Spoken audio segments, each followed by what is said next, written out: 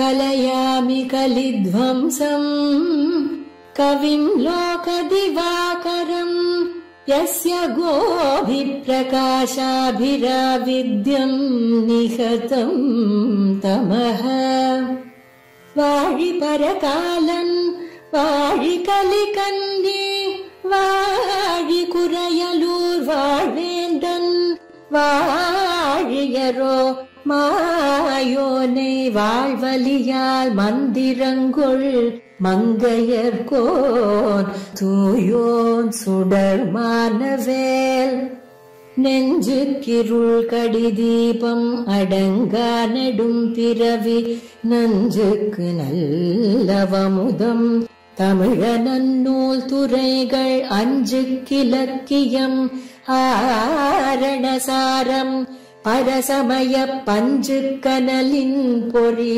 பரகாலன் பனுவல்களே எங்கள் கதியே இராமானுசமுனியே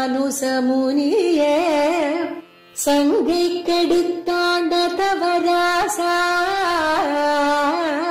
பொங்கு புகழ் மங்கையர் கோனீந்த மறையாயிரமனைத்தும் தங்கு மனம் நீ எனக்கு தா. श्रीशैलेशदयापात्रं दीभक्त्यादिगुणार्णवं यतीन्द्रप्रवणं वन्दे रम्यजामातरं मुनिं लक्ष्मीनाथसमारम्भां नाथयामनमध्यमाम् अस्मदाचार्यपर्यन्तां वन्दे गुरुपरम्पराम्. कलयामि कलिध्वंसं कविं लोकदिवाकरं यस्य गोभिप्रकाशाभिराविद्यन् तमः வாழிபரகாலன் வாழிகலிகன்னி வாழிக்குறையலூர் வாழ்வேந்தன் வாழியரோ மாயோனை வாழ்வலியால் மந்திரங்கொள் மங்கையர்கோன் தூயோன் சுடர்மானவேல். இந்த திவ்ய பிரபந்த தாரா என்னும் இந்த அழகான ஒரு அனுபவத்திலே நமக்கு இன்றைய தினம் பெரிய திருமொழி 2வது ஆயிரமாகிற திருமங்கை ஆழ்வாரின் பெரிய திருமொழியிலே கடைசி பதிகமான மாற்றமுள என்கிற அந்த ஒரு 10 பாசுரங்கள் அனுபவத்துக்கு விஷயமாக இன்னைக்கு பிராப்தமாயிருக்கின்றது. பல காலமாக நாம் இந்த திவ்ய பிரபந்த பாசுரங்களை அனுபவித்துக் கொண்டு வருகிறோம். அதிலும் விசேஷித்து திருமங்கை ஆழ்வாருடைய இந்த பெரிய திருமொழி என்கிற அற்புதமான அந்த அருளி செயலை, அதிலே அவருடைய அர்ச்சாவதார அனுபவங்கள் என்ன, ராமகிருஷ்ணாதி விபவாவதார அனுபவங்கள் என்ன, இது எல்லாவற்றையும் நாம் அனுபவித்துக் கொண்டு வருகிறோம். இதுல இறுதியாக இந்த ஒரு பதிகத்திலே ஆழ்வார் தம்முடைய அந்த ஆற்றாமையை வெளிப்படுத்துகிறார். எம்பெருமான் திறத்திலே தன்னுடைய அனன்ய கதித்துவம், அனன்ய உபேயத்துவம், இதை எல்லாவற்றையும் விண்ணப்பித்து நீதான் என்னை ரட்சித்தருள வேணும், அடியனுக்கு வேறு புகலிடம் கிடையாது என்பதை மிக ஆணித்தனமாக திருடமாக இந்த பதிகத்திலே எடுத்துரைக்கிறார் ஆழ்வார். மற்றைய பாசுரங்கள் எல்லாம் அது கேட்கும் பொழுது இனிமையாக இருக்கக்கூடியதுதான் என்று சொன்னாலும் இந்த ஒரு 10 பாசுரங்களுடைய விசேஷம் என்பது தனித்ததுதான். என்ன காரணம் என்னால் இதை கேட்கும் பொழுதே கல்நெஞ்சர்களுக்கும் கூட மனசு உருகும்படியாக அமைந்திருக்கு. அப்பேற்பட்ட அழகான பொருத்தமான சில திருஷ்டாந்தங்களை எடுத்துக்காட்டி இந்த சம்சார சம்பந்தம் தனக்கு எவ்வளவு அசஹ்யம் பொறுத்து கொள்ள இயலாததாக அமைந்திருக்கு என்பதை ஆழ்வார் அழகாக வெளிப்படுத்துகிறார். லோகத்திலே பிரசித்தமான பல உவமைகளை கொண்டு இன்னும் என்னால் இந்த சம்சாரத்தில் இருக்க முடியாது, இதுபோலே நான் துடித்துக் கொண்டிருக்கிறேன், இப்பொழுதே என்னை ரட்சித்தருள வேணும் என்பதாக மனமுருகி பாசுரங்களை விண்ணப்பிக்கிறார். எல்லா ஆழ்வார்களுடைய அந்த கடைசி பதிகங்கள்னு பார்க்கும் பொழுது ரொம்ப உருக்கமாக அமைந்திருக்கும்னு நமக்கு தெரிகிறது. திருவாய்மொழியிலே முனியே நான்முகனே முக்கண்ணாப்பா என்கிற முக்கண்ணப்பா என்கிற பதிகமாகட்டும், இல்லை பெரியாழ்வார் திருமொழியிலே இருக்கக்கூடியதான கடைசி பதிகமாகட்டும், அதுபோலத்தான் இந்த பெரிய திருமொழியிலேயும் கூட அமைந்திருக்கக்கூடிய இந்த பதிகம் மிகவும் உருக்கமானது என்று நாம் தெரிந்து கொள்ள வேணும். 10 பாசுரங்களை அழகாக அமைத்திருக்கார். முதல் 5 பாசுரம் பார்த்தோமானால் ஒரே நடையில் அமைந்திருக்கும். ஒரே நடைன்னு சொல்லும் பொழுது எப்படின்னா அந்த முழுக்க 3 வரிகளாலே இல்லை 3½ வரிகளாலே தம்முடைய துக்கம் தன்னுடைய கிளேசத்தை எடுத்து காட்டுவார் ஒரு திருஷ்டாந்தத்தை சொல்லி. முடிக்கும் பொழுது பகவானுக்கு ஒரு திருநாமத்தை இட்டு முடிப்பார். முதல் பாசுரம் பார்த்தோமானால் நாற்றச் சுவை ஊர் ஒலியாகிய நம்பி அப்படின்னு நம்பின்னு முடிப்பார். இரண்டாவது பாசுரம் சொல்லும் பொழுது ஆழி வளவா என்று முடித்து காட்டுவர். மூணாவது பாசுரம் தாமரை கண்ணா ஊழி முதல்வா என்ன நாலாவது ஐந்தாவது பாசுரங்களிலே. இப்படி இது 5 பாசுரங்களுடைய கிரமம் ஒரு விதமாக இருக்கும். தன்னுடைய நெஞ்சானது எப்படி துடித்து கொண்டிருக்கு, தனக்கு எவ்வளவு பயம் இருக்கு என்பதை ஒரு திருஷ்டாந்தம் எடுத்து சொல்லி நீதான் இதை போக்கி அருள வேணும் அப்படின்னு பகவானுடைய ஒரு திருநாமத்தாலே பகவானை சம்போதனம் பண்ணி முடிக்கும்படியாக 5 பாசுரங்கள். ஆறாவது பாசுரத்துடைய அமைப்பு அப்படின்னு பார்க்கும் பொழுது அங்கே இது ஆறாவது பாசுரத்திலே திருவாலி திருநகரி அந்த திவ்ய தேசத்தை பிரஸ்தாவித்து அங்க இருக்கக்கூடிய எம்பெருமானை சம்போதனம் பண்ணுகிறார். அதாவது இந்த கடைசி பதிகத்திலே மாற்றமலை என்கிற பதிகத்திலே இந்த திருவாலி எம்பெருமான் திருவரங்கத்தெம்பெருமான் இந்த 2 திவ்ய தேசங்களுடைய பிரஸ்தாபத்தை நாம் பார்க்கலாம். தம்முடைய அவதார திருத்தலத்துக்கு மிகவும் அணித்தான திவ்ய தேசம் அந்த எம்பெருமான் என்கிறபடியால் அவனிடத்திலே மிகவும் ஈடுபட்டபடியால் அந்த மணவாளனிடத்திலே வயலாளி மணவாளனிடத்திலே ஈடுபட்டு ஆறாவது பாசுரத்தை விண்ணப்பிக்கிறார். அதனால் ஆறாவது பாசுரத்தோட அமைப்பை நாம் பார்த்தோமானால் முதல் 2 வரிகள் இந்த திவ்ய தேசத்தை வர்ணிக்கும்படியாக இருக்கும். அதன் பிறகு ஒரு திருஷ்டாந்தத்தை அங்கேயும் காட்டியிருக்கார். ஆறாவது பாசுரத்திலையும் ஒரு எடுத்துக்காட்டை சொல்லி இதுபோல் நான் ஆகிவிடக்கூடாது பகவானே, அடைய அருளாய் எனக்கு உனதருளே, எனக்கு உன்னுடைய அருளையே நீ தர வேணும், உன்னை அடைவதற்கு உன் அருள் வேணும் என்று ஆறாவது பாசுரத்திலே ஒரு விஷயத்தை விண்ணப்பிப்பார். அதாவது உன்னை அடைய வேணும், அதற்கு உன் அருளே எனக்கு வேணும். இதை விவரிக்கும்படியாக அடுத்த பாசுரங்கள் அமைந்திருக்கும். என்னது 7வது பாசுரம் என்று சொல்லும் பொழுது சரி உன்னை நான் அடைய வேணும்னு சொன்னேன் இல்லையா, உன்னை மட்டுமே தான் நான் அடைய வேணும், எனக்கு அனன்ய உபேயத்துவம். ஒரு பிரபன்னனுக்கு அனன்யோபாயத்துவம் அனன்ய உபேயத்துவம்னு 2 தன்மைகள் வேணும். பகவானையே புருஷார்த்தமாக போக்கியமாக கொண்டிருக்க வேணும், பகவானையே உபாயமாக கொண்டிருக்க வேணும். இது பரமைகாந்தியும் சொல்வோம். பிரபன்னன்னு சொல்லும்போது பொதுவாக பிரபத்தி பண்ணக்கூடியவன். ஆனா பரமைகாந்தி ஏகாந்தி என்னால் பகவானையே பற்றக்கூடியவன். ஆனால் பரமைகாந்தி என்னால் பகவானை குறித்து பகவத் கைங்கரியத்துக்காகவே பகவானையே பற்றக்கூடியவன் சொல்லுவோம். அதுபோல 7வது பாசுரத்திலே தன்னுடைய அந்த அனன்ய போக்கியத்துவம் அனன்ய உபேயத்துவம் அப்படின்றதை வேம்பின் புழு அப்படின்ற ஒரு திருஷ்டாந்தத்தை காட்டி அதுபோலே நான் உன்னையே விரும்ப கடவேன் என்று காட்டியிருப்பர்.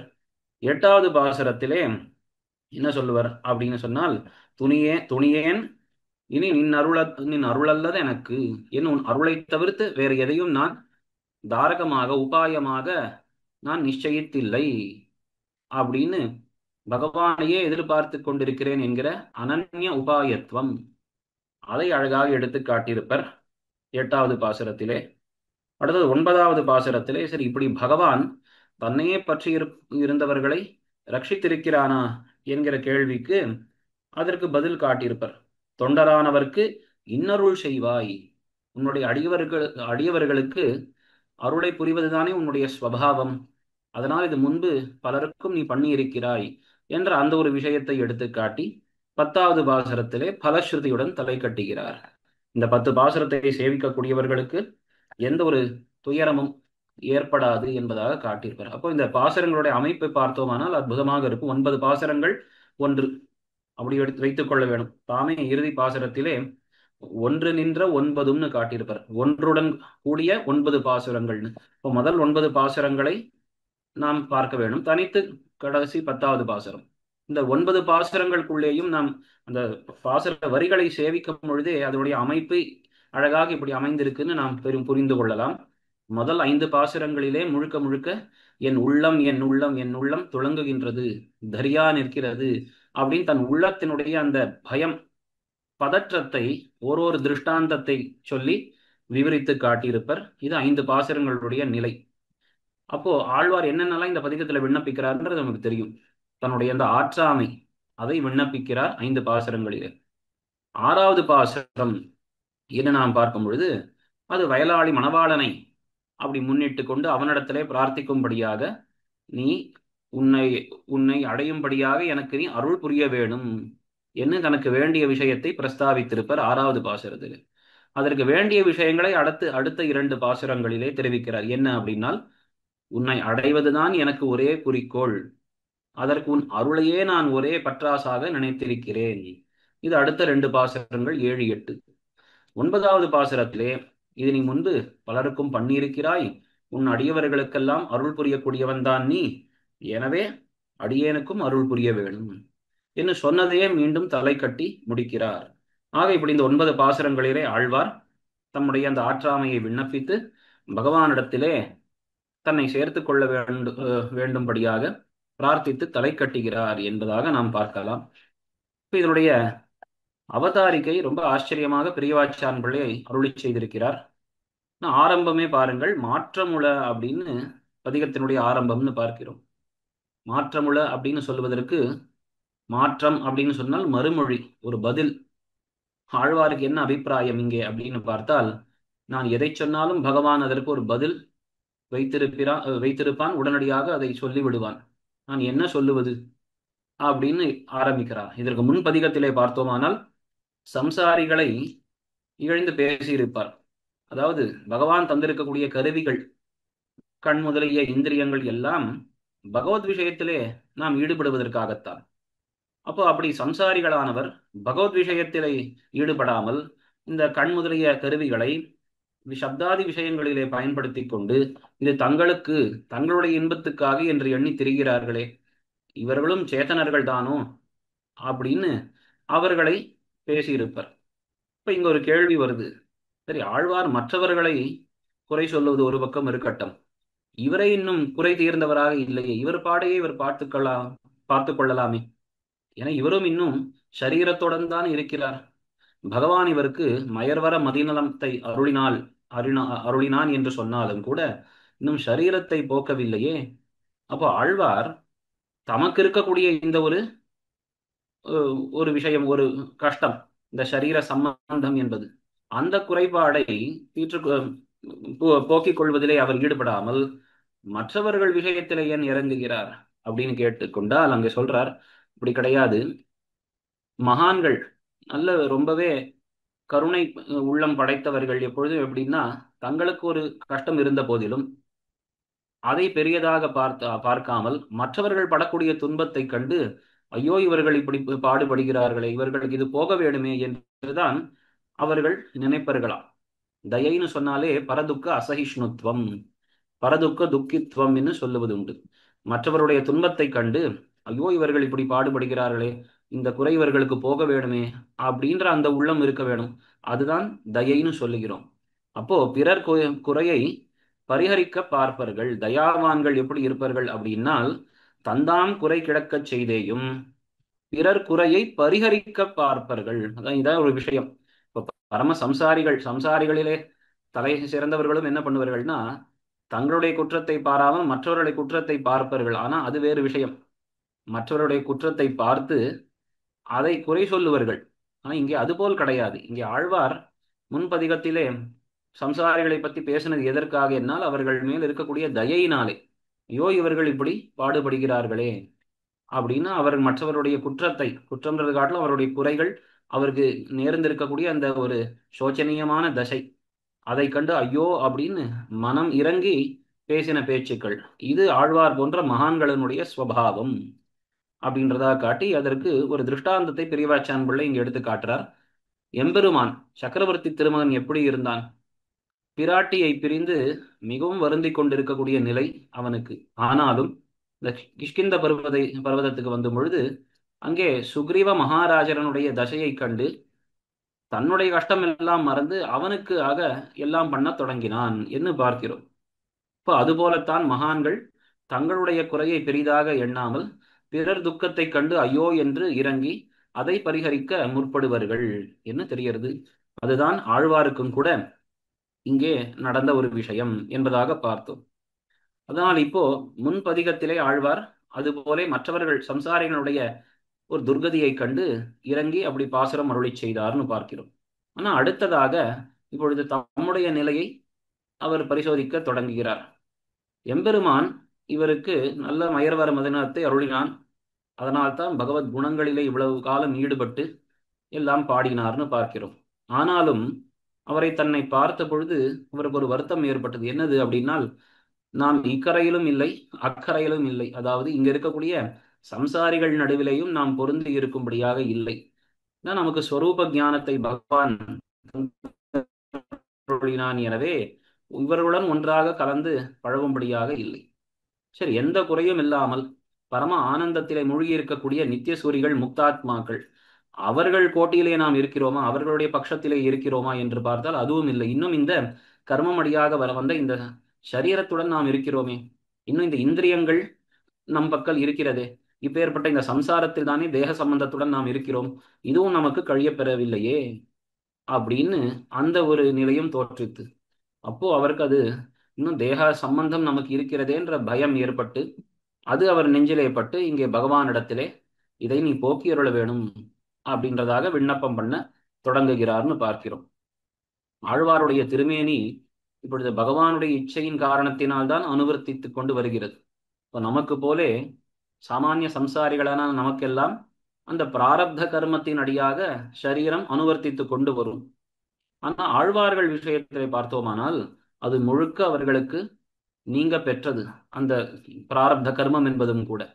இப்ப ஆழ்வார்கள் எல்லாம் இன்னும் சரீரத்துடன் இருந்து அவர்கள் சம்சாரத்தில் இருப்பதற்கு என்ன காரணம்னு பார்த்தால் அது முழுக்க பகவானுடைய இச்சை.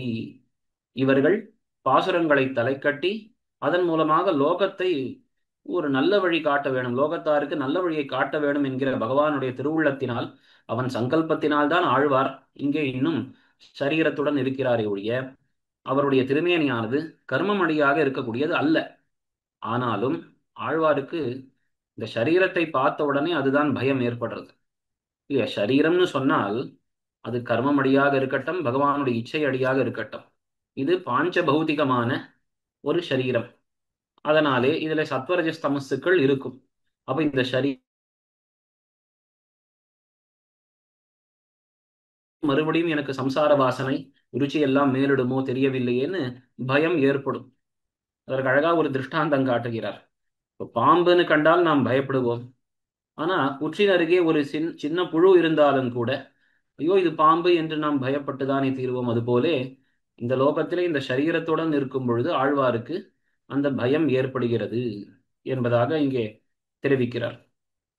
ஆழ்வார் இந்த சம்சாரிகளுடைய துர்கதியை கண்டார். தாமும் இப்படி இவ்வளவு அனாதி காலமாக இந்த லோகத்திலேயே சம்சரித்து வந்தது, இந்த ஒரு ஜென்மத்திலே பகவானாலே மயர்வர மதிநலம் அருளப் பெற்று இந்த ஒரு ஸ்வரூப ஞானம் கைவந்தபடியை பார்த்தார். அப்போ ஆழ்வார் இங்கே பகவானுடன் ஒரு வாதத்திலே ஈடுபட்டாராம். பகவானிடம் என்ன வாதம் ஆழ்வாருக்கு அப்படின்னா 3-4 விஷயங்களை தெரிவிக்கிறார்.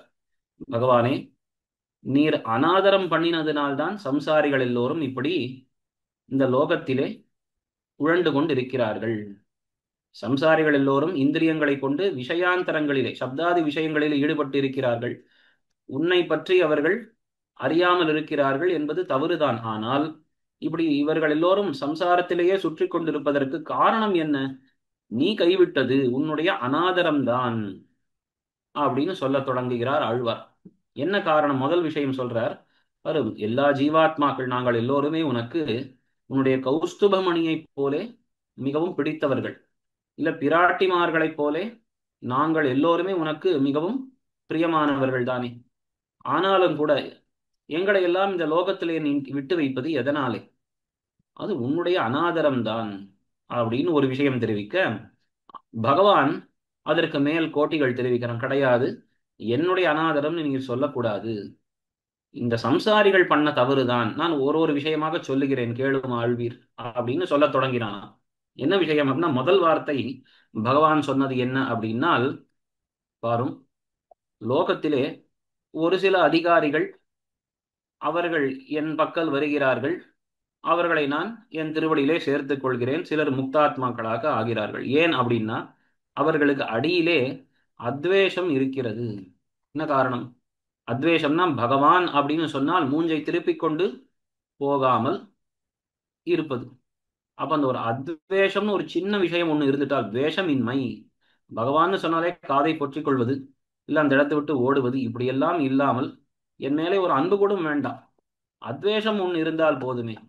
நானே அடுத்தது அன்பை, ருச்சியை விளைவித்து படிப்படியாக அவர்களை என் பக்கம் சேர்த்துக் கொள்வேன். ஆனா அத்வேஷம் கூட இல்லை என்று சொன்னால், என் மேலே மிகவும் துவேஷம் கொண்டு லோக விஷயத்திலேயே ஈடுபட்டிருப்பார்கள்னு சொன்னா நான் அவர்களை எப்படி முக்தர்களாக ஆக்குவது? அப்போ அத்வேஷாதிகள் இல்லாததுதான் அவர்களுடைய தோஷம். அவர்கள் மனசு அப்படி இருக்கு, என் மேலே அவர்களுக்கு ருச்சி இல்லை. சப்தாதி விஷயங்கள்ல தான் அவர்களுக்கு ஆசை இருக்கு. நான் எவ்வளவோ நல்ல விஷயங்களை அவர்களுக்கு போதிக்க வேண்டும் என்பதற்காக சில சூழ்நிலைகளை கொடுத்தாலும் கூட அவர்கள் அதை பயன்படுத்திக் கொள்ளாமல் லோக விஷயத்தில் ஈடுபட்டிருக்கிறார்கள். அப்போ அவர்களுடைய ருச்சி ஆசைகள் தான் இதற்கு ருச்சியும் இந்த துவேஷமும் தான் காரணம் என்று முதல் விஷயம் சொன்னான். அடுத்து மறுபடியும் இரண்டாவது வார்த்தை தெரிவிக்கிறான் பகவானே. பாரும், அவரவர்கள் செய்த கர்மங்களின்படி அவரவர்களுக்கு ஜென்ம பரம்பரைகள் ஏற்படும். எப்பேற்பட்ட புண்ணிய பாபங்கள் இருக்கோ அப்பேற்பட்ட ஒரு ஜென்மம் கிடைக்கும் அவர்களுக்கு. அப்போ இது கர்மத்தினடியாகத்தான் இதெல்லாம் ஏற்படுகிறது. நான் அந்த கர்மத்துக்கு ஏற்ப அவர்களுக்கு ஒரு பிறவியை தருகிறேனே ஒழிய அவர்கள்தான் தங்கள் பிறவியை தேர்ந்தெடுத்துக் கொள்கிறார்கள் செய்யக்கூடிய கர்மங்களின்படி. அப்ப அதற்கு நான் எப்படி பொறுப்பாவேன்? இது இரண்டாவது வார்த்தை. அதற்கு மேல் மூணாவது வார்த்தை என்ன அப்படின்னா, சாஸ்திரம் என்கிற ஒரு விஷயத்தை நான், ஒரு நியமத்தை நான் ஏற்படுத்தி இருக்கிறேன். அப்போ இந்தந்த காரியத்தை செய்தால் இந்த இந்த பலன் ஏற்படும்னு இருக்கு. இப்போ அவர்கள் சரியாக என்னை பற்றினார்கள் என்று சொன்னால் அதற்கு ஏற்ற பலன் வரும். அப்போ அவர்களுக்கு நான் அறிவை தந்திருக்கேன் இல்லையா? இப்போ அச்சேதனம் போல இல்லை இந்த ஜீவாத்மாக்கள், இவர்களுக்கு சைத்தன்யம், அறிவு என்பது ஒன்று இருக்கு. அந்த அறிவை கொண்டு எந்த செயல்களை செய்வார்களோ அதற்கேற்ற பலனைத்தானே அவர்கள் அனுபவிப்பார்கள் அப்படின்னு மூணாவது விஷயம். நாலாவது விஷயம் என்ன அப்படின்னு சொன்னால், இவர்கள் நாம் பகவானுக்கு மிகவும் பரதந்திரப்பட்டவர்கள் அப்படின்னு அந்த பாரதந்திரியத்தை எண்ணிக்கொண்டிருந்தால் நானே அவர்கள் கையை பிடித்து கொண்டு என்னிடம் சேர்த்து கொண்டு விடுவேன். ஆனால் அப்படி பாரதந்திரியத்தை புகட்டு அவர்கள் எல்லோரும் சுதந்திரரை போலே இப்படி சம்சாரத்திலே திரிந்து கொண்டிருந்தால் நான் பண்ணக்கூடிய ஒரு ஒரு காரியத்தையும் அவர் விலக்கி கொண்டிருக்கிறார்கள். நான் என்ன பண்ணுவது அப்படின்னு சொல்றதுனால, பரதந்திரர்களாய் என் கையை எதிர்பார்த்து கொண்டிருந்திருந்தால் நான் அவர்களை என்னுடன் சேர்த்து கொண்டிருப்பேன். ஆனா அவர்கள் மேல் மேல் பிரவൃத்திகளை பண்ணி என்னுடைய பிரவೃத்தியை தடுக்கும்படியாக காரியங்களை செய்கிறார்கள். இதற்கு நான் என்ன பண்ணுவேன் இப்படின்னு பகவான் மேல் மேலே யுக்திகளை வைத்தானா. பொதுவா பகவானை பத்தி சொல்லும் பொழுது, ராமபிரானை பத்தி சொல்லும் பொழுது ஒரு வசனம் உண்டு, உத்தரோத்தர யுக்தினாம் வக்தா வாசஸ்பதிரியதா அப்படின்னு. ப்ரஹஸ்பதி சமோ வாச்சி. மேல மேல அடுத்தடுத்து அடுக்கி காரணங்களை யுக்திகளை அடுக்கி அடுக்கி அடுக்கி சொல்லுவதிலே ப்ரஹஸ்பதியை போன்றவன் ஸ்ரீ ராமபிரான்னு சொல்லப்பட்டிருக்கு. அதுபோல இங்கே பகவான் திருமங்கை ஆழ்வாரிடத்திலே இப்படி மேன்மேலே சில வார்த்தைகளை சொல்லி முடித்தான். உடனே ஆழ்வாரும் சாதாரணப்பட்டவர் அல்லையே. ஆழ்வார் என்ன சொன்னார் அப்படின்னா, சரி நீ உன் பட்சத்தை முடித்து விட்டாய் அல்லவா, நான் இப்பொழுது பதில் சொல்லுகிறேன், மாற்றமுள ஆகிலும் சொல்லுவன் அப்படின்றதை திருவுள்ளத்திலே கொண்டு பெரியவாச்சான் பிள்ளை இங்க விஷயங்களை தெரிவிக்கிறார். சரி நீ இப்படி எல்லாம் மறுமொழி சொன்னாலும் கூட நான் மேலே ஒரு விஷயத்தை சொல்லுவேன் அப்படின்னு, நீ சொன்ன யுக்திகளை எல்லாம் நான் இப்பொழுது பொடி பொடி ஆக்குகிறேன் பார் அப்படின்னு சொல்ல தொடங்குகிறார். என்ன விஷயம் அப்படின்னா, நீ முதல் விஷயம் என்ன சொன்னாய்?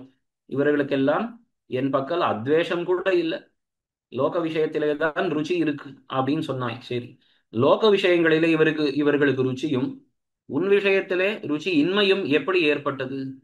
மனசுதானே காரணம். மனையேவ மனுஷியானாம் காரணம் பந்த மோக்ஷயோகம்னு சொல்லுவார்கள். அப்போ இவருடைய மனசு உன் பக்கலிலே வராமல் லோக விஷயத்திலே ஈடுபட்டிருக்கு. சரி, ஆனா இந்த மனசு யாருக்கு அதீனம் சொல்லு? மனசையும் கட்டுப்படுத்தக்கூடியவன் நீதானே, அனைத்தையும் நீ உன் வசத்திலே கொண்டிருக்கக்கூடியவன். அப்போ தீமனம் கெடுத்தாய் மறுவித்தொழும் மனமே தந்தாய் என்னெல்லாம் பெரியோர்கள் பாடியிருக்கார்களே, நம்மாழ்வார் பாடியிருக்கார். அப்போ மனசை கட்டுப்படுத்துவது உனக்கு சாத்தியம். நீ அவர்களுடைய மனதை கட்டுப்படுத்தி திருத்தி உன் பக்கலிலே ருச்சியும் சப்தாதி விஷயங்களிலே அருச்சியும் உண்டாக்கி இருக்கலாம். அப்போ நீ பண்ணாததுதான் தவறு. நான் நீ சொன்ன முதல் வார்த்தை தப்பு. இரண்டாவது விஷயம், அவர்கள் பண்ணக்கூடிய கர்மங்களின்படி அவர்களுக்கு ஜென்மங்கள் ஏற்படுகிறதுன்னு நீ சொன்னாய் இல்லவா, இது தவறு. கர்மம் எப்படி? கர்மமேவா எல்லாவற்றையும் பண்ணும்? கர்மம் என்பது அவர்கள் பண்ணக்கூடிய செயல். அது அந்த செயல்ன்றது சில நொடிகளிலே பண்ணி முடிந்த பின் அது முடிந்து விடும். செயல் ஒன்றும் கடைசி காலம் வரைக்கும் வராது. அப்போ செயல்கள் க்ஷணிகமானவை, முடிந்துவிடும். அப்போ அந்த செயல்கள் எப்படி ஒரு பலனை தரும் அப்படின்னா, அந்த செயல்களை பண்ணுவதனாலே உன் மனதிலே கோபமோ அல்லது அனுகிரகமோ ஏற்படுகிறது. நிகிரக அனுகிரகங்கள், அதுதான் புண்ணிய பாபங்கள். அப்போ உன் மனதிலே நிகிரக அனுகிரகங்கள் ஏற்பட்டு அதனடியாக நீ பலன் தருகிறாய். சரி, அப்போ உனக்கு உண்மையிலே எங்கள் மேலே, சம்சாரிகள் மேலே ஒரு தயை இருந்ததுன்னு சொன்னால், நாங்கள் இப்படி தவறு செய்தாலும் கூட அதை நீ மனதிலே வைத்துக் கொள்ள வேணும் என்று என்ன நிர்பந்தம்? அதை நீ மனதிலே வைத்துக் கொள்ளாமல் எங்களுக்கு அடுத்தது நல்ல பிறவியை, உன்னுடைய அடியார்களாக எங்களை நீ பிறப்பித்திருக்கலாமே. அப்போ உன்னை யாரும் தடுப்பார் இல்லை தானே? உன்னை யார் கட்டுப்படுத்த முடியுமா? இவன் தவறு செய்தான், அதற்கு ஏற்ற தண்டனை தான் நீ கொடுக்க வேணும் அப்படி நீ எதற்காக அதை உன் மனதிலே ஒரு சீற்றமாக கொள்கிறாய்? அப்போ அதுவும் நீ பண்ணக்கூடிய தவறுதான். கர்மங்கள் என்பது என்ன பண்ணாது, அச்சேதனம் தான் அப்படின்னா. மூணாவது விஷயம் என்ன நீ சொன்னாய் அப்படின்னால், இல்ல, இவர்களுக்கெல்லாம் நான் சைத்தன்யத்தை தந்திருக்கிறேன், நீங்கள் எல்லாம் அச்சேதனங்கள் கிடையாது, சைத்தன்யம் ஞானம் இருக்கு, அதற்கு ஏற்ப சக்தியும் உங்களுக்கு நான் தந்திருக்கிறேன். அப்போ நல்ல விஷயத்திலே நீங்கள் பிரவருத்தி பண்ணலாம் தானே, ஏன் பண்ணவில்லை அப்படின்னு நீ கேட்டாய் இல்லையா? இங்கேயும் பாரு, எங்களுக்கு அவ்வளவு சுவாதந்திரியத்தையா நீ தந்திருக்கிறாய்? நீதான் எங்களுக்கு உள்ளுவார் உள்ளித்தல்ல, எங்களுக்கு உள்ளே இருந்து அந்தர்யாமி, உள்ளே இருந்து நீ நியமிப்பவன் நீதானே. இப்ப முதல் க்ஷணத்திலே எங்களுக்கு நீ சுவாதந்திரத்தை தந்தா என்னாலும் கூட நீ நினைத்தால் அப்பொழுதும் எங்களை நல்வழியிலே திருத்திருக்கலாம். தவறாக நடக்கக்கூடியவன் தவறான ஒரு காரியத்தை செய்ய போகிறான் என்று சொன்னால், அப்பொழுதே நீ மனதிலே இருந்து அவனுக்குள்ளே இருந்து கொண்டு, அவன் உள்ளத்திலே இருந்து கொண்டு இருக்கக்கூடிய நீ அதை மாற்றி இருக்கலாம். அவன் பண்ணக்கூடிய தவறு காரியத்திலிருந்து அவனை நிவர்த்தி பண்ணி இருக்கலாம். அப்போ சர்வ சுதந்திரன் நீதான். எங்களுக்கு சைதன்யத்தையும் பிரவிற்த்தி சாமர்த்தியத்தை தந்தா என்னாலும் கூட அந்த பிடி கடிவாளம் உன்னிடத்தில், உன் கையில் தானே இருக்கு. அப்போ இதை எங்களை நிறுத்தி இருக்கலாம். சர்வ சுதந்திரன் நீதான், அதை பண்ணாததும் உன்னுடைய குற்றம்தான். அதுக்கு மேலே என்ன சொன்னாய்? நாலாவது விஷயம், சர்வ பாரதந்திரியத்தை நீங்கள் அனுஷ்டித்து எல்லாம் என் கையிலே, எல்லா பொறுப்பையும் என் கையிலே விட்டிருந்தால் உங்களை நான் ரட்சித்திருப்பேன் இல்லையா? அதுதான் உண்மையான பிரபத்தி, பாரதந்திரியம்னு சொல்லுகிறோம். அதை பண்ணாமல் நீங்கள் சொப்பிரவிருத்தி பண்ணுவதனாலே அதை என்னுடைய செயலை நீங்கள் தடுக்கிறீர்கள் அப்படின்னு பகவானுடைய திருவுள்ளம், அப்படி நீ சொன்னாய். ஆனால் யோசித்து பார்த்தால் அதுவும் தவறுதான். என்ன காரணம் அப்படின்னு சொன்னால், நாங்கள் பாரதந்திரத்தை அனுஷ்டிக்கவில்லை என்னாலும் சம்பந்தம் உனக்கு இருக்கா இல்லையா? ஸ்வஸ்வாமி பாவ சம்பந்தம் இருக்கு. நாங்கள் உன்னுடைய சொத்து. அப்போ நாங்கள் தொலைந்து விட்டோம் என்று சொன்னால் உடனடியாக எங்களை தேடி உன்னிடத்திலே சேர்த்து கொள்வது என்பது உன்னுடைய பொறுப்பு தானே. அப்போ நாங்களோ உனக்கு ஷரீரம், ஷரீரத்தை ரட்சிக்க வேண்டியது ஷரீரியான ஆத்மாவினுடைய ஒரு காரியம், ஒரு பொறுப்பு தானே. அப்போ அதை நீ பண்ணியிருக்க. சம்பந்த ஞானம் எங்களுக்கு தான் இல்லை, ஆனா உனக்கு இந்த சம்பந்த ஞானம் இருக்கு. அப்போ நீ ஏன் எங்களை அனாதரித்தாய்? அதனாலே உன்னுடைய அனாதரம்தான் இப்படி நாங்கள் சம்சாரத்திலே விழுந்து நோவுபடுவதற்கு காரணம் அப்படின்றதாக எடுத்து சொன்னார் அப்படின்னு இருக்கு. இப்படி மேல மேல அழகா, ரொம்ப ஆச்சரியமா இந்த வாதங்களை எடுத்து காட்டியிருக்கார் பெரியவாச்சான் பிள்ளை. அதற்கு மேலே ரொம்ப ஒரு அழகான ஒரு விஷயத்தை காட்டுறார். இப்படி பெருமாளும் ஆழ்வாரும் வாத பிரதிவாதம் பண்ணுவதற்கு மூலம் என்ன, அடிப்படை என்ன அப்படின்னு கேட்டுக்கொண்டு இப்படி அழகா ஆச்சரியமா தெரிவிக்கிறார். அவன் கர்மத்தை பற்றி நின்று வார்த்தை சொன்னான், இவர் பிரம்மத்தை பற்றி நின்று அத்தை அழித்தார். அவன் வேதத்தை பற்றி நின்று வார்த்தை சொன்னான், இவர் வேதாந்த தாத்பரியத்தை பற்றி அழித்தார், அதை கொண்டு பதில் சொன்னார். அவன் ஸ்வரூபத்தை பற்றி வார்த்தை சொன்னான், இவர் ஸ்வரூப யாதாத்மியத்தை பற்றி நின்று அழித்தார். அழித்தார்னா அவனுக்கு பதில் சொல்லி அவனுடைய யுக்தியை முறியடித்தார். அவன் பாரதந்திரியத்தை பற்றி நின்று சாத்தியோபாயத்தை பற்றி வார்த்தை சொன்னான், இவர் பாரதந்திரிய காஷ்டையை பற்றி நின்று சித்தோபாயத்தை பற்றி வார்த்தையை அழிக்கிறார். இது காணும் உபாசகரில் காட்டில் பிரபன்னனுக்கு ஏற்றம். மக்கள் தோற்றக்குழி தோற்று தொடங்கி மேற்பட பாட்டுக்குறையும் இவற்றை சொன்னபடி. இதற்கெல்லாம் ஆதாரம் இதுதான் அழகா எடுத்து காட்டுறார். அதனால இப்படி பல பிரமாணங்களை மனதிலே கொண்டு பகவானும் ஆழ்வாரும் மேன்மேல இது போல யுக்திகள் சொல்லிக் கொண்டார்கள், அந்த வாத பிரதிவாதம் பண்ணினார்கள் என்று ரொம்ப ஆச்சரியமான இந்த விஷயத்தை இங்க எடுத்து காட்டியிருக்கார். இப்ப நாம் மேலே பாசுரத்துடைய அனுபவத்திலே இறங்கலாம். ஒரு ஒரு பாசுரத்திலும் ரொம்ப ஆழமான பல அர்த்த விசேஷங்கள் இருக்கு. ஆனால் நாம் முடிந்த காலத்துக்கு ஏத்தா போல, சக்திக்கு ஏத்தா போல இதை அனுபவிக்கலாம். முதல் பாசுரம். மாற்றமுள ஆகிலும் சொல்லுவன் மக்கள் தோற்றக் குழி தோற்றுவிப்பாய்கொல் என்றின்னம் ஆற்றங்கரைவாழ் மரம் போல் நஞ்சுகின்னேன் நாற்றச் சுவை உருளியாகிய நம்பி. கடைசி அடிதான் பகவானை குறித்த சம்போதனம். நாற்றச் சுவை ஊறு ஒலியாகிய நம்பி. நம்பி அப்படின்னா பூரணனானவனே பகவானே, நீ எப்பேற்பட்டவன், எல்லாவற்றாலும் பரிபூர்ணன். அதற்கு மேலே நாற்றம் சுவை ஊறு ஒலி ஆகியவன், அதாவது சப்தாதி விஷயங்கள்னு சொல்றோம் இல்லையா, சப்த ஸ்பர்ஷ ரூப ரச கந்தங்கள். நாம் சம்சாரத்தில் ஈடுபடுவதற்கு முக்கிய காரணம் என்னன்னா, நம்முடைய புலன்கள் இப்படி லோக விஷயங்கள், வேண்டாத விஷயத்தை காதாலே கேட்பது சப்தம், வேண்டாத விஷயங்களை பார்க்க வேணும் அப்படின்றது ரூபம், நல்ல விஷயங்களை புஷ்பம் முதலிய விஷயங்களை தன் ஆனந்தத்துக்காக நுகர வேணும் அப்படின்றது நாற்றம், அப்புறம் பல விஷயங்களை தொட வேணும் அப்படின்ற ஊர் தான் நாற்றம் என்னால் நுகரக்கூடிய கந்தம். சுவை அப்படின்னா நாக்காலே நாம் இனிக்கக்கூடியதான ரசம் சுவை. ஊறு என்று சொன்னால் ஸ்பருஷம் தொடுவது, இந்த தொட்டு தெரிந்து கொள்ளக்கூடிய விஷயம் ஸ்பருஷம். ஒலி என்று சொன்னால் காதாலே கேட்கக்கூடிய சப்தம், ரூபம் என்பதையும் சேர்த்து கொள்ள வேண்டும். ஆக இப்படி நாற்றச்சுவை ஊரொலி ஆகியன இவை இந்த ஸ்வரூபமாக இருக்கக்கூடியவன், அதாவது இவைகளையெல்லாம் நியமிக்கக்கூடியவன், லோகத்தில் இருக்கக்கூடிய இவை அனைத்தையும் நியமிக்கக்கூடியவனாய் அப்படின்ற தாற்பயத்தில் இவையாகிய நம்பி என்பதாக தெரிவிக்கிறார். அப்பேற்பட்ட பகவானே, நான் ஒரு விஷயத்தை உனக்கு தெரிவிக்கிறேன், என்ன மாற்றமுள ஆகிலும் சொல்லுவன் அப்படின்னு முதல்லையே தெரிவிக்கிறார். மாற்றம் என்று சொன்னால் ஒரு மறுமொழி. இப்போ முன்பு நாம் பார்த்தது போலே, நான் என்ன ஒரு விஷயத்தை முன்வைத்தாலும் அதற்கு ஒரு மறுமொழி நீ சொல்லலாம். அப்படி இருந்த போதிலும் அது இருக்கட்டும், நான் சொல்லுவதை நீ கேள் அப்படின்னு தெரிவிக்கிறார். இப்ப இங்க அவதாரிகளை தெரிவித்தது போல பகவான் ஒரு ஒரு பதில் சொன்னாலும் ஆழ்வார் அதற்கு மேலே, நான் அதற்கு மேலேயும் ஒரு விஷயத்தை சொல்லுவன், நீ கேள் என்ன தெரிவிக்கிறார். என்ன அப்படின்னு சொன்னால், அதாவது இங்கே ஆகிலும் ஒரு விஷயத்தை நான் சொல்லுவேன்னு சொல்லும் பொழுது ஆழ்வாருடைய அபிப்பிராயம் என்ன அப்படின்னால், சரி நான் இப்படி இந்த சம்சாரத்திலே விழுந்து கிடப்பதற்கு ஒரு காரணத்தை நீ எடுத்து சொன்னாலும் என்னுடைய இந்த ஒரு பிரார்த்தனையை மட்டும் செவிமடித்து நீ கொஞ்சம் கேட்டருளாய் அப்படின்ற. என்ன அப்படின்னால், மக்கள் தோற்ற குழி தோற்றுவிப்பாய்கொல் என்று இன்னும் நான் இப்பொழுது மிகவும் பயப்பட்டு கொண்டிருக்கிறேன், அந்த ஒரு விஷயத்தை உனக்கு விண்ணப்பம் பண்ணுகிறேன். ஆற்றங்கரைவாள் மரம் போல் அஞ்சுகின்றேன், இதான் விஷயம். நான் மிகவும் பயப்பட்டு கொண்டிருக்கிறேன், அதை மட்டும் நீ கொஞ்சம் கேள் அப்படின்றார். எதற்கு பயப்படுகிறீர், என்ன என்ன உனக்கு பயம் அப்படின்னா, எது போலே பயப்படுகிறேன், எதற்காக பயப்படுகிறேன், ரெண்டு விஷயத்தை ஆழ்வார் இங்கே தெரிவிக்கிறார்.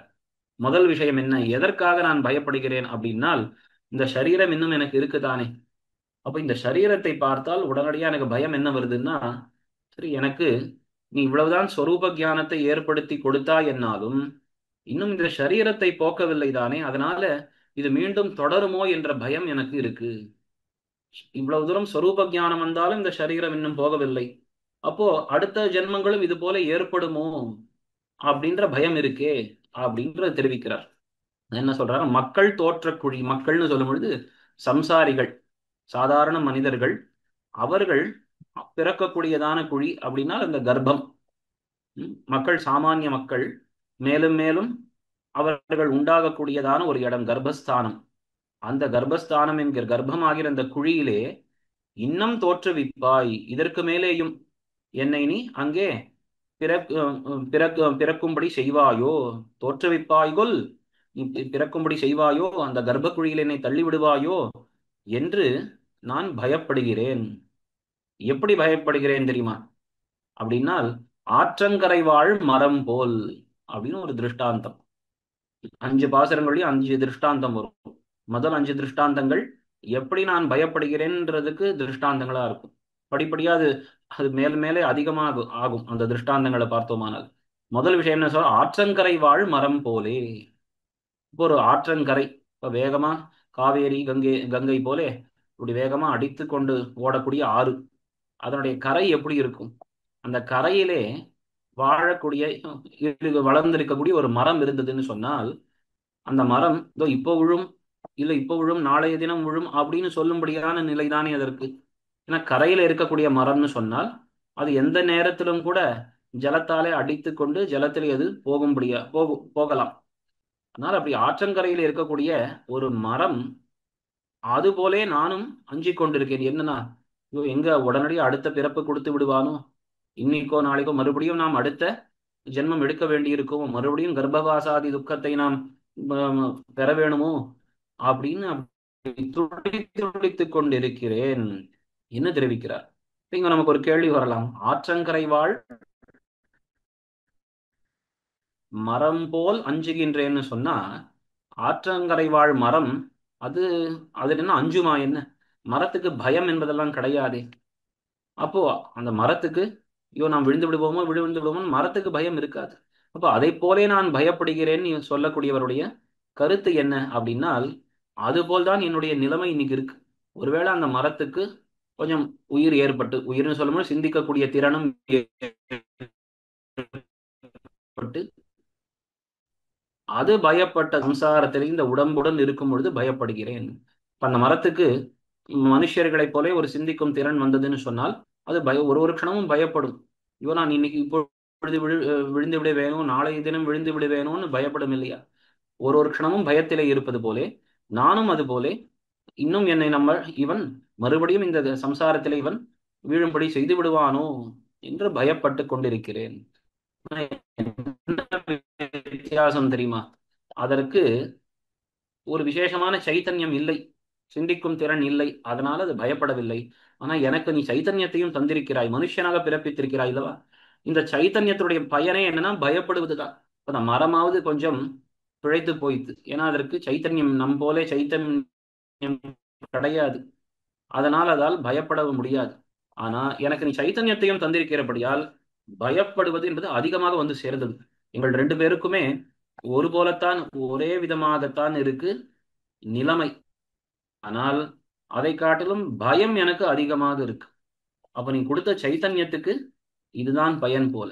அது மட்டுமில்லை, ஒரு மரம் போலே தன்னை இங்கே சொல்லுவதற்கு என்ன காரணம்னா, மரத்துக்கு தனக்கு வந்த ஆபத்தை போக்கிக் கொள்ள சாமர்த்தியம் கிடையாது, இல்ல ஆபத்தில்லாத இடத்துக்கு போவதற்கும் சாமர்த்தியம் கிடையாது. ஆனால் அதே போலத்தான் எனக்கும் கூட அந்த பயத்தை பரிகரித்துக் கொள்வதற்கோ இல்ல கூப்பிடுவதற்கோ கூப்பிடுதல் செய்வதற்கோ அதற்கு சாமர்த்தியம் இல்லை.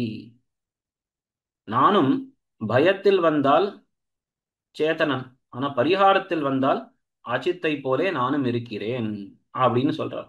அதனால நானும் கூட உண்மையிலே எனக்கு வந்திருக்கக்கூடிய இந்த கஷ்டத்தை போக்கிக் கொள்வதிலே எனக்கு சாமர்த்தியம் இல்லை. அதனாலே அந்த மரம் போலத்தான் நானும் இருக்கிறேன் என்பதாக இங்கே திருவுள்ளம் பற்றி காட்டியிருக்கார். அழகா இங்க தெரிவிக்கிறார்.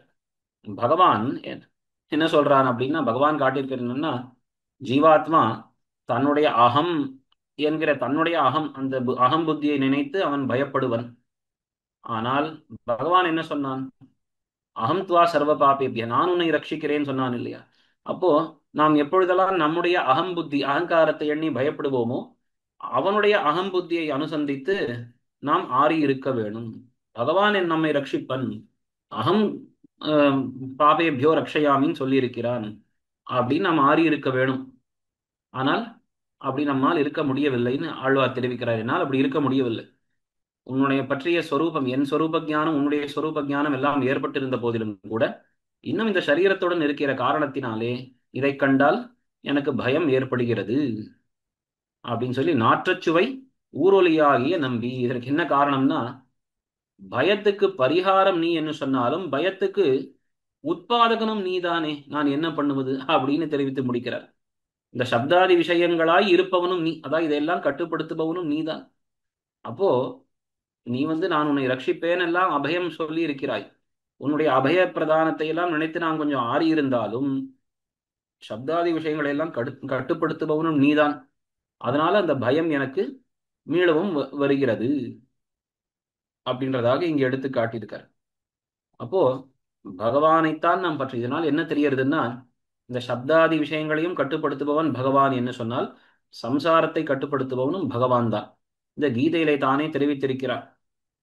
மம மாயா துரத்யயா மாமேவ ஏ பிரபத்யந்தே மாயாமேதாம் தரந்திதே. இந்த மாயை இருக்கு, இந்த பிரகிருதி இது என்னுடையது. இப்போ என்னை சரணாகதி பண்ணக்கூடியவர்களால் தான் இதை கடக்க முடியும் அப்படின்னு சொன்னார். அழகா காட்டியிருக்காரு. நான் பிணைத்த பிணை ஒருவராலும் அவிழ்க்கப் போகாது, என்னையே கால் கட்டி அவிழ்க்கும் அன்று கழிக்கலாம் என்றாயிரே என்றாயிரே பிள்ளை திருநறையூர் அரையர் வார்த்தையை நினைப்பது. இப்போ பிள்ளை திருநறையூருடைய வார்த்தை பிரசித்தம். ஒரு சாதாரண இந்த ஒரு குருவி கட்டின ஒரு கூட்டை கூட நம்மால் பிரிக்க முடியாதுன்னு சொன்னால், சர்வசக்தியான பகவான் அவன் கட்டின கூடாகிற இந்த சம்சாரத்தை நாம் எப்படி அவிழ்க்க முடியும்? அவன் திருவடியை பற்றினால் அல்லது நம்மால் அவிழ்க்க முடியாது என்பதாக இங்கே காட்டியிருக்கார். மாற்றமுள ஆகிலும் சொல்லுவன் மக்கள் தோற்ற குழி தோற்றுவிப்ப ஆய்கொல் என்றின்னம் ஆற்றங்கரைவாழ் மரம் போல் அஞ்சுகின்றேன் நாற்றச் சுவையொலி ஊர் ஒலியாகிய நம்பி. மீளவும் இதே போலவே அடுத்த பாசுரத்தையும் அருளி செய்கிறார். சீற்றமுள ஆகிலும் செப்புவன் மக்கள் தோற்ற குழி தோற்றுவிப்ப ஆய்கொல் என்றஞ்சி காற்றத்திடைப்பட்ட கலவர் மனம் போல் ஆற்றத் துளங்கா நிற்பன் ஆழிவலவா. ஆழிவலவா அப்படின்னு சம்போதனம் பண்ணிக்கிறார் பகவானை. ஆழிவலவா அப்படின்னு சொன்னா ஆழி திருவாழி சுதர்சன ஆழ்வாரை கையிலே ஏந்தி அதை பிரயோகம் பண்ணுவதிலே மிகுந்த வல்லமை சாமர்த்தியம் உடையவனே அல்லது தன்னுடைய வலக்கையிலே திருவாழி ஆழ்வானை கொண்டிருப்பவனே அப்படின்னு அர்த்தம். பகவானே, மீளவும் நான் ஒரு விஷயத்தை சொல்லுகிறேன், கேட்டுக்கொள். சீற்றமுள ஆகிலும் செப்புவன். நான் பண்ணக்கூடிய அநேக அபச்சாரங்கள் இதெல்லாம் பார்த்தா கண்டிப்பா உனக்கு சீற்றம் ஏற்படும், கோபம் வரும், இதுல சந்தேகமே இல்லை. ஆனாலும் நான் சொல்லக்கூடிய இந்த ஒரு விண்ணப்பத்தை நீ தயை கூர்ந்து கேள் அப்படின்னு தெரிவிக்கிறார். என்ன சீற்றம்? பெரியவாச்சான் பிள்ளை அழகா தெரிவிக்கிறார். என்ன சீற்றமா? அனாதி காலமாக இந்த ஜீவாத்மா என்னென்ன பாவம் பண்ணி கொண்டு வருகிறார். இங்கே ஆழ்வார் ஜீவாத்மாவுடைய நாம் எல்லாம் பகவான் திறத்திலே அனுசந்திக்க வேண்டிய பாசுரத்தை தருகிறார்னு தெரிந்து கொள்ளணும். உண்மையா பார்த்தா இந்த பாசுரங்களை எல்லாம் நித்தியம் நாம் பகவான் திருமுன்பே அனுசந்திக்கும்படியாக அமைந்திருக்கு. பகவானே, நான் எவ்வளவோ அபச்சாரம் பண்ணி கொண்டு இருக்கிறேன். இப்போ சீற்றமுள உனக்கு கண்டிப்பாக கோபம் வரும். நீ சீரும்படியாக பல பாபங்களை பண்ணி கொண்டிருக்கேன். பகவத் அபச்சாரம், பாகவத அபச்சாரம், அசஹ்யாபச்சாரம் என்று சொல்லும்படியாக நான் பண்ணி கொண்டிருக்கேன். இதை தவிர்த்து பொதுவாக பல அபச்சாரங்கள் எல்லாம் ஹிம்சை, பரஹிம்சை முதலியெல்லாம் பண்ணி கொண்டிருக்கேன். பகவத் அபச்சாரம்னு சொன்னால் ஈஸ்வரனுடைய சொத்தான இந்த ஆத்ம வஸ்துவை தன்னது என்று சுதந்திரனாக நம்மை எண்ணிக்கொள்வது, அவனுடைய அனுக்கிரக ஜென்மத்தை கர்ம நிபந்தன ஜென்மத்தோடு சமானமாக புத்தி பண்ணுகை பல விஷயங்கள் தெரிவிக்கிற. பகவான் அவதாரம் பண்ணும் பொழுது அவனை சாதாரண ஒரு ஜீவாத்மா என்று எண்ணுவது. பாகவத அபச்சாரம் அப்படின்னு சொல்லும் பொழுது அர்த்தகாம நிபந்தனமாக பாகவதர்களோட பொறாமை கொண்டாடுகை. அசஹ்யாபச்சாரம்னு சொன்னால் இவை இரண்டு விஷயத்திலும் பிரயோஜன நிரபேட்சமாக செய்கை. எந்த ஒரு காரணமும் இல்லாமல் பகவானிடத்திலும் அடியார்களிடத்திலும் அபச்சாரப்படுவது என்னெல்லாம் தெரிவிக்கிற. இப்படி எவ்வளவு அபச்சாரம். அசத்தியம் பேசுவது தொடங்கி பிறரை ஹிம்சிப்பது என்ன, இது போல பல விஷயங்கள். இன்னும் விசேஷித்து சொல்ல வேண்டும் என்னால் இது போல நான் தேகமே நான் என்று எண்ணுவது, இல்லை நான் ஸ்வதந்திரன் என்று எண்ணுவது, என்னையே நான் பகவானுக்கு கட்டுப்பட்டவன் அல்ல, இல்லை பிற தேவதைகளுக்கு நான் கட்டுப்பட்டவன் என்று எண்ணுவது, பகவானுக்கு அடியவன் என்று சொன்னாலும் கூட என்னுடைய ஆனந்தத்திற்காக என்று எண்ணி சில விஷயங்களை பண்ணுவது. இப்படி பல பல அபச்சாரங்கள், விசேஷித்து பகவத் பாகவத அசஹ்ய அபச்சாரங்கள் எல்லாம் நான் உன்னுடைய சீற்றம் வரும்படியாக பண்ணி கொண்டிருக்கிறேன். ஆகிலும் செப்புவன் அப்படின்னு தெரிவிக்கிறார். இப்படி இருந்தாலும் கூட நான் இந்த ஒரு விஷயத்தை சொல்லுகிறேன் அப்படின்னு தெரிவிக்கிறார். இங்க ஒரு கேள்வி கேட்கிறார். பகவானை எப்படி ஆழ்வாருக்கு அப்ப இந்த ஒரு தைரியம் வரும்? பகவான் சீருவதற்கு வேண்டிய பல விஷயங்களை பண்ணிவிட்டு ஆனாலும் பகவானுடைய திருமுன்பே சென்று இப்படி சொல்லலாமோ அப்படின்னு கேட்டுக்கொண்டு என்ன காட்டுகிறார் அப்படின்னா, புறம்பு புக்கல் இல்லாமையாலே தமேவ சரணம் கதா என்னுமா போலே சொல்லுகிறேன். என்ன தெரிவிக்கிறார்னு, எவ்வளவுதான் நான் தவறு பண்ணியிருந்தாலும் எனக்கு வேறு கதி கிடையாது, வேறு புகலிடம் கிடையாது, அதனால உன்னிடத்திலே தான் நான் வந்து சேருவேன் அப்படின்றதாக தெரிவிக்க. எப்படி இந்த காகாசுரன் இந்த எம்பெருமான் திறத்திலும் தாயார் திறத்திலும் அபசாரப்பட்ட போதிலும் கடைசியில வேறு வழி இல்லாமல் 3 லோகங்களையும் சுத்தி வேறு புகலிடம் இல்லாமல் அவனிடத்திலேயே வந்து அவன் காலிலே விழுந்தானோ அதுபோலே என்பதாக காட்டுகிறார். அப்போ நான் எவ்வளவு பாபம் பண்ணியிருந்தாலும் உன்னை அல்லது எனக்கு வேறு கதி கிடையாது, அதனால இந்த ஒரு விஷயத்தை உன் திருவடியிலே நான் பிரார்த்திக்கிறேன். என்ன? மக்கள் தோற்ற குழி தோற்றுவிப்பாய்கொல் என்றஞ்சி காற்றத் திடைப்பட்ட கலவர் மனம் போல் ஆற்றத் துளங்கா நிற்பன். இதுதான், நான் ஆற்றத் துளங்கா நிற்பன், ஆற்ற மிகவும் துளங்கா நிற்பன், நடுங்கா நிற்பன், அப்படின்னு நான் பயத்திலே நடுங்கிக் கொண்டிருக்கிறேன். இதைதான் உன்னிடத்திலே தெரிவிக்க வேண்டும். சரி, ஏன் பயந்து கொண்டிருக்கிறீர், எது போலே பயப்படுகிறீர் அப்படின்னா 2 விஷயம். மறுபடியும் எதற்காக பயப்படுகிறீர் அப்படின்னால் அதே விஷயம்தான். மக்கள் தோற்ற குழி, மக்கள்னா மனுஷர்கள் உண்டாகும்படியான ஒரு குழி என்னால் கர்ப்பம். இந்த கர்ப்பம் என்கிற குழி இருக்கே, அங்கேதான் எல்லா ஜீவராசிகள் பிறக்கிறார்கள்.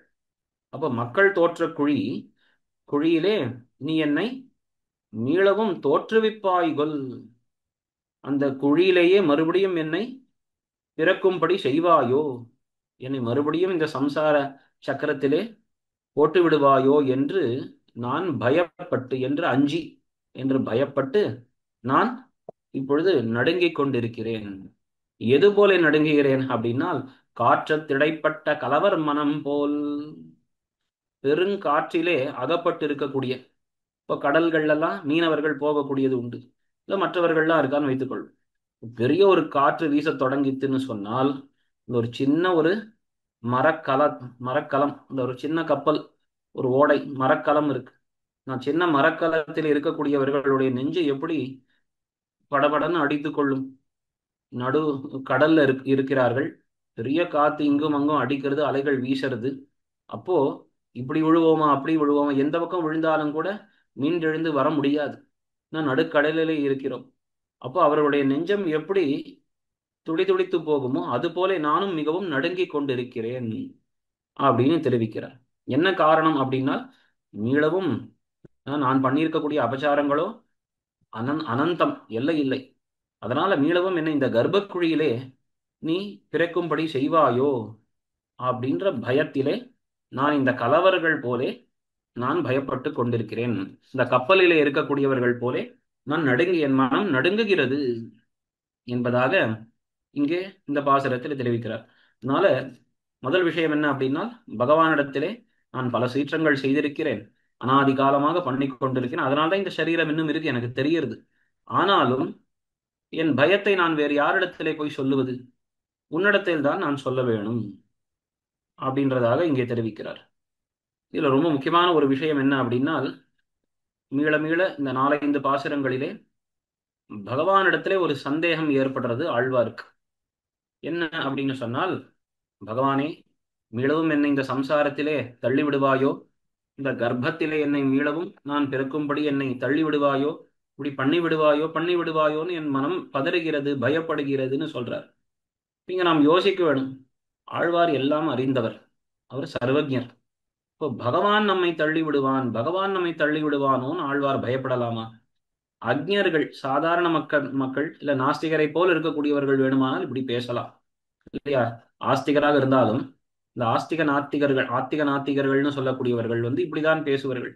பகவானா, நாம் எவ்வளவு நல்லது பண்ணாலும் மீள மீள மீள பகவான் தான் நம்மை இப்படி தள்ளுகிறான் சம்சாரத்திலே, நல்லது செய்தால் அவர்களைத்தான் பகவான் துன்பப்படுத்துகிறான், இப்படியெல்லாம் பேசக்கூடியவர்கள் ஆத்திக நாத்திகர்கள். இல்ல சில சமயம் ஆஸ்திகர்களா இருந்தாலும் அது சம்சார கஷ்டம் மேலெடுத்த பொழுது கொஞ்சம் நாஸ்திகத்தன்மை ஏற்பட்டு அவர்கள் இப்படி பேசுவது உண்டு. அப்போ ஆழ்வார் இப்படி பேசுவதற்கு என்ன காரணம் அப்படின்னு சொன்னால், இந்த வியாக்கியானத்தில் அழகா தெரிவிக்கிறார். இந்த வியாக்கியான விஷயங்கள் செல்வதெல்லாம் அழகா திரண்டெடுத்து அதையெல்லாம் சேரப்பிடித்து தத்துவார்த்தமாக பார்த்தோமானால் ஸ்ரீவச்சனபூஷண திவ்ய சாஸ்திரத்திலே 5வது பிரகரணத்தின் கடைசியிலே சுவாமி பிள்ளைலோகாச்சாரியர் இதை பற்றி மிக அழகாக அருளி செய்திருக்கார். என்ன சொல்றார் அப்படின்னா, பகவானுடைய நிர்ஹேதுக கிருபை இருக்கு இல்லையா, அதுதான் நமக்கு தஞ்சம். ஆனாலும் கூட நமக்கு பயம் ஏற்பட்டு கொண்டுதான் இருக்கும். சம்சாரத்தில் இருக்கும் வரை, இந்த சரீரத்தோட நிற்கும் வரை நமக்கு பந்தம் ஏற்படும், அந்த பயம் ஏற்பட்டு கொண்டிருக்கும் அப்படின்னு சொல்லி அங்க ஒரு விஷயங்களை சில விஷயங்களை தெரிவிக்கிறார்.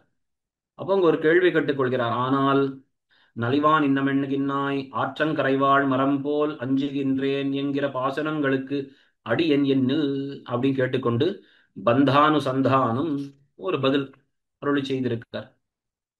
அதை மேலே பல சூத்திரங்களிலே விவரித்து காட்டியிருக்கார். அதாவது பந்த அனுசந்தானம்னு என்ன அர்த்தம்? பகவானிடத்திலேயே, அதாவது ஆழ்வார்கள் பேசக்கூடிய பேச்சுக்கு இப்போ பதில். சாதாரண சம்சாரிகள் ஆத்திக நாத்திகர்கள் பேசக்கூடிய வார்த்தைனா அதுக்கு அவருடைய அஜ்ஞானம், அறிவின்மை காரணம். ஆனா ஆழ்வார் போன்ற தத்துவதரிசிகள் இப்படி எல்லாம், நம்மாழ்வாரும் சரி திருமங்கை ஆழ்வாரும் இப்படி பகவானையே குறை கூறுவது சரியா அப்படின்னு கேட்டுக்கொண்டால் அது வேற காரணம் இல்லை, அது பந்தத்தை, பகவானிடத்துல இவர்களுக்கு இருக்கக்கூடிய நெருக்கம் இருக்க அந்த காரணத்தினாலே அவர்கள் அப்படி பேசுவது உண்டு அப்படின்னு சொன்னார். எவ்வளவுதான் இவர்கள் துக்கம் ஏற்பட்டாலும் பகவான் தானே நிருபாதிக ரக்ஷகன் அப்படின்னு தங்களுக்கும் அவனுக்கும் இருக்கக்கூடிய சம்பந்தத்தை இட்டு சொன்னார். சம்பந்தம் இருந்தால் எது வேணாலும் பேசிடலாமா? பகவான் நம்மை ரட்சிக்க வந்தவன் இல்லையா? நாம் இப்ப சம்சாரிகளானவர்கள் அனாதி காலமா நம்முடைய ஒரு கர்ம பரம்பரையினாலே நாம் இப்படி ஜென்மங்கள் எடுத்துக்கொண்டிருக்கோம். பகவான் நம்மை ரட்சிக்க வேணும் என்றுதான் படாத பாடு படுகிறான். அப்படி இருந்தபோது ரட்சிக்க வந்தவனை போய் நீ இப்படி என்னை தள்ளிவிட்டாய், இவ்வளவு காலம் நான் சம்சரிக்கும்படி நீதான் செய்தாய், என்ன குறை கூறலாமா? பந்தம் இருந்தாலும் பேசலாமான்னு கேட்டுக்கொண்டு அதற்கு லௌகிக திருஷ்டாந்தங்கள் காட்டுறார். பிரஜை தெருவிலே இடறி தாய் முதுகிலே குத்துமா போலே நிருபாதிக பந்துவாய் சக்தனாய் இருக்கிறவன் விளக்காதொழிந்தால் அப்படி சொல்லலாம் இரே. பிரஜையை கிணற்றில் கரையினின்றும் வாங்காதொழிந்தால் தாயே தள்ளினாள் என்ன கடவதிரே. அப்போ ஒரு சின்ன குழந்தை இருக்கு, அது தெருவில் போயிட்டு இருக்கும், ஏதோ தானே தடுக்கி விழுந்துருச்சுன்னு சொன்னா அப்புறம் ஓடி வந்து அம்மாவனுடைய முதுகுல தான் அடிக்குமா. நான் விழுந்துட்டேன், அதுக்கு நீதான் காரணம், நான் விழும்படியாக நீதான் பண்ணாய், நான் விழாம இருப்பதற்கு நீ ஏதாவது செய்திருக்கணும், நடக்கும்போது சரியா என் கையை பிடித்து கொண்டு போயிருக்கணும், இப்போ நான் விழுந்ததற்கு நீதான் காரணம். நான் தாய் என்ன பண்ணுவாள், அவளா தள்ளி விட்டா? கிடையாது. ஆனாலும் ரட்சிக்க கூடியவன் நீதான், என்னை ரட்சிக்கதனால் அப்படின்ற அந்த ஒரு எண்ணம் அந்த குழந்தையினுடைய மனசுல வந்து அதுக்கு வேற என்ன தெரியும்? தாய் தான் இல்லாதப்போ எனக்கு பண்ண வேண்டியதெல்லாம் தாய் தான் பண்ணுவள் அப்படின்றதுனால விழுந்ததற்கும் அவள் காரணம் என்று வந்து அடிக்கும். லோகத்திலையும் பார்க்கிறோம், இது குழந்தை மட்டும் இல்லை, பெரியோர்கள் கூட யாரை குறை கூறுவார்கள் பாருங்கள். பிரஜை கிணற்றில் கரையில் நின்றும் வாங்காதொழிந்தால், குழந்தை இப்படி ஒரு குழியில விழுந்திருது, பக்கத்திலே தாய் இருந்திருக்கிறாள், அவள் ஒன்றும் தள்ளி விடலாம், இந்த தாய் சரியாக பார்த்து கொள்ளவில்லை என்று லோகத்தார் அந்த தாயை தான் குறை கூறுவார்களா? நீதான் தள்ளி விட்டாய் அப்படி. தாய் போய் தள்ளி விடுவாளா? கிடையாது. ஆனால் குழந்தை தன் தவறாலே விழுந்தாலும் கூட அதை உடனடியாக அது அப்படி விழாதபடி பண்ணி இருக்க வேண்டியது தாயோட பொறுப்பு தானே. வாங்காதொழிந்தால் தாயை தான் குறை கூறுவார்கள் அப்படின்னு சொல்லி இந்த சில திருஷ்டாந்தங்களை எடுத்து காட்டியிருக்கார். இதற்கு மேல் என்ன விஷயம் தெரிவிக்கிறார் சொன்னால், சீற்றமுள என்ன அனந்தரத்திலே இவ்வர்த்தத்தை தாமே அருளி செய்தாரிலே. இங்க என்ன சொல்றார் அப்படின்னா, உண்மையிலே பார்த்தால் இழவுக்கு அடிக்கர்மம் பேற்றுக்கு அடி கிருபை. இந்த சம்சாரத்திலே நாம் படக்கூடிய துன்பங்கள் எல்லாவற்றுக்கும் நம்முடைய கர்மம் காரணம். ஆனால் இதிலிருந்து விடுபட்டு பகவானை அடைவதற்கு நாம் எடுக்கக்கூடிய சில நிலைகள், நமக்கு ஏற்படக்கூடிய சில படிகள் இருக்கு இல்லையா? அத்வேஷம், ஆபிமுக்கியம், நல்ல சத் சங்கம், பகவத் ஆச்சாரிய சம்பந்தம், இது போன்ற நிலைகள், இதற்கெல்லாம் பகவத் கிருபை தான் காரணம். நாம் மாறாடி தெரிந்து கொள்ள முடியாது, இதை நினைத்து கொள்ளக்கூடாது. மற்றைப்படி சொல்லில் இழவுக்கு உறுப்பாம்னு காட்டுறார். இல்லை இல்லை, பேற்றுக்கு என்னுடைய கர்மம் காரணம், இழவுக்கு பகவானுடைய அந்த அவனுடைய எண்ணம் நிகிரகம் தான் காரணம், இப்படி மாறாடி சொன்னோம் என்று சொன்னால் அப்போ நாம் அடுத்தது மேலே போக முடியாது. என்னன்னா, நாம் நம்முடைய கர்மத்தினாலே இப்படி கீழே கீழே போயிட்டு இருந்தோம், பகவான் அப்படி கீழே இறங்கி கை கொடுத்து மேலே வான் ஒரு ஒரு படியாக நம்மை பிடித்து கொண்டு வருகிறான். இந்த நேரத்துல கை கொடுத்து நம்மை மேலே எடுத்து இழுத்து கொண்டிருக்கக்கூடியவன் அவனை பார்த்து, இவ்வளவு காலம் நான் கீழே விழுந்தது உன்னால் தானே, இவ்வளவு காலம் என்னை பிடிக்கவில்லையே அப்படின்னு சொன்னால் லோகத்துல என்ன தோணும்? கஷ்டப்பட்டு உன்னை மேலே எடுக்க வேணும்னு நான் வந்தால் என்னையே குறை கூறுகிறாயா அப்படின்னு அங்கேயே விட்டு விடுவார். எடுக்க நினைக்கிறவனை தள்ளி நாய் என்கை எடாமைக்கு உறுப்பிரே அப்படின்னு லோகத்திலே நாம் பார்க்கும்படி இருக்கு. அப்போ ஒருத்தன் நம்மை, ரெண்டு பேர் பக்கத்துல பக்கத்துல நின்றுட்டு இருக்கார்கள். ஒருத்தன் தெரியாமல் கீழே ஒரு குழியிலே விழுந்து விட்டான். ஐயோ பாவமே விழுந்து விட்டானே எண்ணி அந்த இன்னொருத்தன் கையை கொடுத்து வா மேலே ஏறுன்னு கை கொடுத்தா, அப்போ கீழே விழுந்தவன் என்ன சொல்றான்னா, உன் பக்கத்திலேயே தான் நான் நின்று கொண்டிருந்தேன், என்னை போய் இப்படி கீழே தள்ளி விட்டாயே அப்படின்னு சொன்னா அவனுக்கு எப்படி கோபம் வரும்? பாவமே இவனே விழுந்து விட்டான் இவனுடைய அஜ்ஞானத்தினாலே, பாவம் என்று நாம் கையை கொடுத்தால் நம்மையே இவன் குறை கூறுகிறானே, வேண்டாம் விட்டு விடுவோம்னு அவன் போகலாம். அப்போ மேலே நாம் குறை கூறத் தொடங்கினோம் என்னால் நம்மை கைவிடுவதற்கு அது காரணமாக ஆகிவிடும். எடாமைக்கு உறுப்பிறேன்னு சொன்னார். இது லோக திருஷ்டாந்தம். இப்ப மேலே என்னன்னா, லோக திருஷ்டாந்தம் மட்டும் வேண்டாம், ஆழ்வார் பாசுரங்களிலே இது இருக்கு. என்ன, என்னை இன்னும் சம்சரிக்கும்படி நீ செய்தாயேன்னு பகவானை குறை கூறினால் அது மேலே பகவானுடைய சீற்றத்துக்கு காரணமாக ஆகிவிடும் என்பதற்கு ஆழ்வார் பாசுரமே பிரமாணம்னு சொல்லி இங்கே இந்த பாசுரத்தை எடுத்து காட்டியிருக்கார் புள்ளைலோகாச்சாரியர்.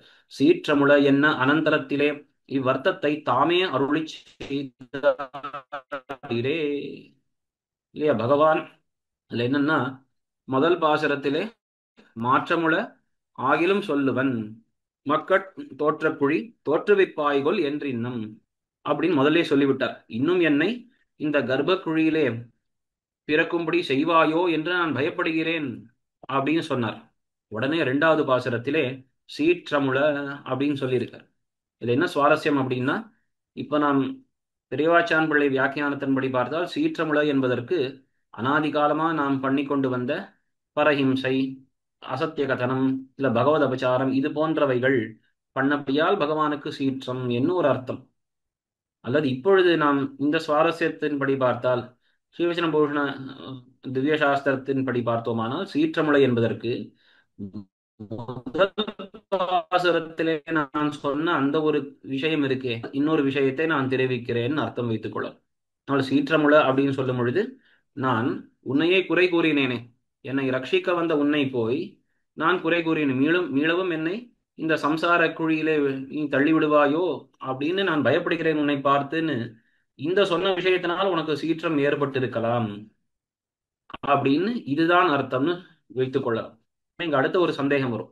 சரி சாமி சீற்றம் உள்ளன்னு சொன்னார், ஆனா மறுபடியும் அதே விஷயத்தை தானே தெரிவிக்கிறார், இன்னும் 5 பாசுரங்களுக்கு இதை தான் தெரிவித்து போகிறார். பகவானே நீ மறுபடியும் என்னை இந்த சம்சாரத்திலே விழும்படி செய்து விடுவாயோ, இங்கேயே நான் சுற்றும்படி செய்து விடுவாயோன்னு பயப்படுகிறேன். இதை நான் பகவானுக்கு சீற்றம் வரும்னு தெரியறது ஆழ்வாருக்கு. மீளவும் அடுத்த 3-4 பாசுரங்களிலே அதையே மீள மீள தெரிவிப்பான் என் அப்படின்னா அதற்கும் அடுத்த சூத்திரத்திலே பதில் காட்டியிருக்கார். சீற்றம் உண்டு என்றறிந்தால் அருளும் ஆர்த்தியும் சீரினாலும் காலை கட்டி கொள்ளலாம்படி இருப்பான் ஒருவனை பெற்றால் எல்லாம் சொல்லலாம் இரே. இந்த 2 சூத்திரங்கள் இதெல்லாம் மனசுல தெரிந்து கொள்ள வேண்டும். இதற்கு இந்த விஷயம் எல்லாம் இங்கே பெரியவாச்சான் பிள்ளையும் தெரிவிக்கிறார். என்ன விஷயம் அப்படின்னால், பகவானை பார்த்து இப்படி சொன்னால் அவனுக்கு சீற்றம் ஏற்படும் நமக்கு தெரிகிறது. ஆனாலும் கூட மீளவும் மீளவும் ஆழ்வார் அதை சொல்கிறார் என்னால் அதற்கு காரணம் என்னால் முதல் விஷயம் ஆர்த்தி. இந்த சம்சாரத்தை எப்படியாவது விட்டு ஒழிய வேணும்னு சம்சாரத்தில் இருக்கக்கூடிய அந்த அடிகொதிப்பு, சம்சாரத்துல இவருக்கு இருக்கக்கூடியதான அந்த ஒரு வெறுப்பு, அது ஒண்ணு விஷயம். அதற்கு அடுத்ததாக அருள், பகவானுடைய கிருபை. என்னதான் நாம் சொன்னாலும் பகவானுடைய அருள் அது கண்டிப்பாக நம் மேல் உண்டு அப்படின்ற அந்த ஒரு விசுவாசம். அனன்ய இல்லையா? ஒரு குழந்தை நமக்கு வேறு கதி கிடையாது. அதான் இங்கே பாசுரத்திலே நாம் பார்த்தோம், அந்த தமேவ சரணம் கதா என்று காகாசுரனை போலேன்னு இங்கே காட்டினார். 3 லோகான் சம்பரிக்கிரமிய தமேவ சரணங்கதா. அதனால பகவான் அவருடைய கிருபை என்ன,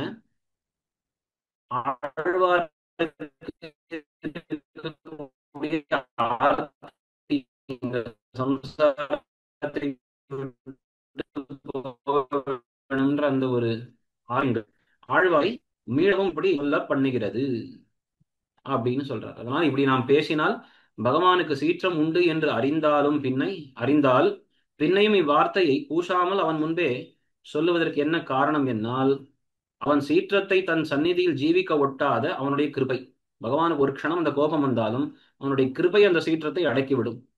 இரண்டாவது, அவன் சீற்றத்தை கண்டு தான் பயப்பட்டாலும் தான் வாய் மூட ஒட்டாதபடி தன்னுடைய அந்த சம்சார ஆர்த்தி, தன்னுடைய துக்கம், கடைசியில என்னதான் சொன்னாலும் வேறு புகழ் இல்லாமையாகிற அனன்யகதித்துவம் அப்படின்றதாக இந்த பாசரனுடைய ஒரு தத்துவார்த்தத்தை ரகசிய கிரந்தங்கள்ல ஆச்சாரியர்கள் காட்டியிருக்கிறார். இதையும் நாம் சேர்த்து இங்கே அனுசந்தித்துக் கொள்ள வேண்டும். இந்த சீற்றமுழன்றதுக்கு ரெண்டு விதமாகவும் சொல்லலாம். முதல்ல தான் தெரிவித்த அந்த ஒரு விஷயம் இருக்கே, என்னை இந்த சம்சார படுகொழியிலே நீ தோற்றுவாயோ அப்படின்னு சொன்ன வார்த்தையினாலே உனக்கு கோபம் வந்திருக்கலாம். இல்ல நான் அனாதி காலமாக பண்ண பாபங்கள் இதனாலே உனக்கு கோபம் வந்திருக்கலாம். ஆனாலும் நான் ஒரு விஷயத்தை உன்னிடத்திலே சொல்லித்தான் தீருவேன். எனக்கு இந்த ஒரு பெரிய பெருங்காற்றிலே அகப்பட்ட கப்பல்ல இருக்கக்கூடியவர்கள் மனசு போலே என்னுடைய மனமும் இப்பொழுது நடுங்குகிறது. மீளவும் என்னை இந்த சம்சாரத்திலே நீ தள்ளிவிடுவாயோ என்று நான் பயப்படுகிறேன் அப்படின்ற இந்த விஷயத்தை கீழே ஏந்தி கொண்டு இருக்கிறாயே, இது எதற்கு? என்னை ரட்சிப்பதற்குத்தானே அப்படின்னு அந்த அபிப்பிராயத்தாலே இப்படி தெரிவிக்கிறார்கள்னு நாம் கொள்ளலாம். இது இரண்டாவது பாசுரம். சீற்றமுள ஆகினும் செப்புவன் மக்கள் தோற்ற குழி தோற்றுவிப்ப ஆய்கொல் என்றஞ்சி காற்றத் திடைப்பட்ட கலவரம் மனம் போல் ஆற்றத் துளங்கா நிற்பன் ஆழிவலவா. அடுத்த மூணாவது பாசுரம். பூங்கார் பிறவிக்கள் இன்னம் புகப்பெய்து வாங்கா என்று சிந்தித்து நானதற்கஞ்சி பாம்போடொரு கூரையிலே பயின்னார் போல் தாங்காதுள்ளம் தள்ளுமென் தாமரை கண்ணா. தாமரை கண்ணான்னு இங்கே பகவானை சம்போதனம் பண்ணுகிறார். தாமரை கண்ணா, எனக்கு என்ன ஒரு பயம் அப்படின்னா, இன்னும் தூங்கார் பிறவிக்கள் புகப்பெய்து. தூங்கார், இந்த தூங்குதல்ன்றதுக்கு ரெண்டு விஷயம். ஒன்று நித்ரைன்னு ஒரு அர்த்தம், இல்லை இன்னொன்று சஞ்சலம், ஆடிக்கொண்டே அசைந்து கொண்டே இருப்பது, அசைவுன்னு ஒரு அர்த்தம் இருக்காம். அப்போ தூங்கார் பிறவிகள் ஜென்மங்கள் இருக்கே, அடுத்தடுத்த பிறவிகள் இதெல்லாம் எப்படின்னா தூங்கார் அப்படின்னா சஞ்சலமாக அசைந்து கொண்டு இருக்கக்கூடிய. எவ்வளவு பிறவிகள் வருது, ஆயிரக்கணக்கான கோடிக்கணக்கான ஜென்மங்கள் வருது இல்லையா? அப்ப அந்த பிறவிகள் எல்லாம் ஒருபடியா இருக்கா? எல்லாம் ஒரே விதமாக இருப்பதில்லை. அப்படி மாறாடிக்கொண்டே இருக்கக்கூடிய பிறவிகள். அல்லது தூங்குதல் அப்படின்னா தமோ குணம், அதனால தமப்பிரச்சுரமான ஜென்மங்கள், தமோ குணத்தையே நமக்கு அதிகமாக தரக்கூடிய இந்த பிறவிகள்.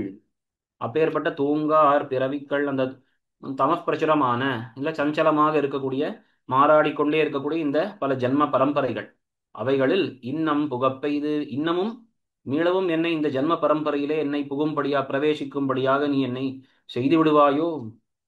வாங்காய், என்னை புகப்பெய்து வாங்காய் அப்படின்னா நீ மீட்க மாட்டாய். இந்த ஜென்ம பரம்பரையில என்னை புகட்டு, அதுக்குள்ளே என்னை பிரவேசம் பண்ணும்படி செய்து அதிலிருந்து என்னை மீட்டெடுக்க மாட்டாயோ அப்படின்னு நான் சிந்தித்து, வாங்காய் என்று நான் சிந்தித்து நீ என்னை ரட்சிக்க மாட்டாய், இந்த சம்சார பரம்பரையிலே ஜென்ம பரம்பரையிலே என்னை விட்டு மீளவும் என்னை அதிலிருந்து என்னை தூக்க மாட்டாயோ அப்படின்னு நான் நினைத்து அதற்கு அஞ்சி, அதற்காக நான் பயப்பட்டு கொண்டு எப்படி இருக்கேன் அப்படின்னா, பாம்போடு ஒரு கூரையிலே பயின்னார் போல். ஒரே கூரைனா ஒரு கூரை வீடு, ஒரு சின்ன வீடு, அதுல பாம்போட ஒருத்தன் பழகி கொண்டிருக்கான். பாம்பும் இருக்கு, இவனும் அங்கேதான் படுத்துக் கொள்ள வேண்டும்படி இருக்குன்னா அவன் எப்படி பயப்பட்டு கொண்டிருப்பான். அதுபோலே உள்ளம் தாங்காது தள்ளும், என்னுடைய மனசானது தாங்காமல் அப்படின்னா தரித்திருக்க முடியாமல், நிம்மதியாக இருக்க முடியாமல், தள்ளும்னா தடுமாறி கொண்டு இருக்கு. யோசித்து பாருங்கள், இப்போ ஒரு கூரை வீடு இருக்கு, இங்க தினப்படி ஏதோ ஒரு பாம்பு வந்து கொண்டே இருக்கும்னு சொன்னா அங்க ஒருத்தனால் நிம்மதியா தூங்க முடியுமா? எப்படி அவனால் வசிக்கதான் முடியுமா? முடியாது. அதுபோலத்தான் நானும் இப்பொழுது இந்த உடம்புடன் இருக்கும் பொழுது எனக்கு இந்த பயம்தான் இருக்கு. மீள மீள எனக்கு ஜென்ம பரம்பரையிலேயே என்னை போகும்படி செய்வாயோ, இதிலிருந்து என்னை காப்பாற்ற மாட்டாயோன்னு எனக்கு பயம் ஏற்படுகிறது. இப்ப இந்த இடத்துலையும் பார்த்தோமானால் பகவான் ஒன்றும் நம்மை ஜென்ம பரம்பரையிலே மூட்டுவது கிடையாது. நம்முடைய கர்மத்தின் அடியாகத்தான் நாம் அதற்குள்ளே போகிறோமே ஒழிய, ஆழ்வார் அதை பகவான் மேலே ஏறிட்டுச் சொல்லுகிறார். என்ன சொல்றார்? பிறவிக்கள் இன்னும் புகப்பெய்து வாங்காய் அப்படின்னு சொல்லும்போது இது தாத்பரியம் இதுதான். பகவான் சர்வசக்தனா இருந்து கொண்டும் நம்முடைய பாபமடியாக நாம் பிறவிகள் எடுத்தாலும் கூட அதிலிருந்து என்னை தடுக்காமல் இருக்கிறான் இல்லையா? தடுக்காத காரணத்தினாலே அவனே பண்ணுகிறான்னு சொல்லும்படி இருக்கு. இதான் நம்ம முன் சூத்திரங்கள்ல பார்த்தோம்.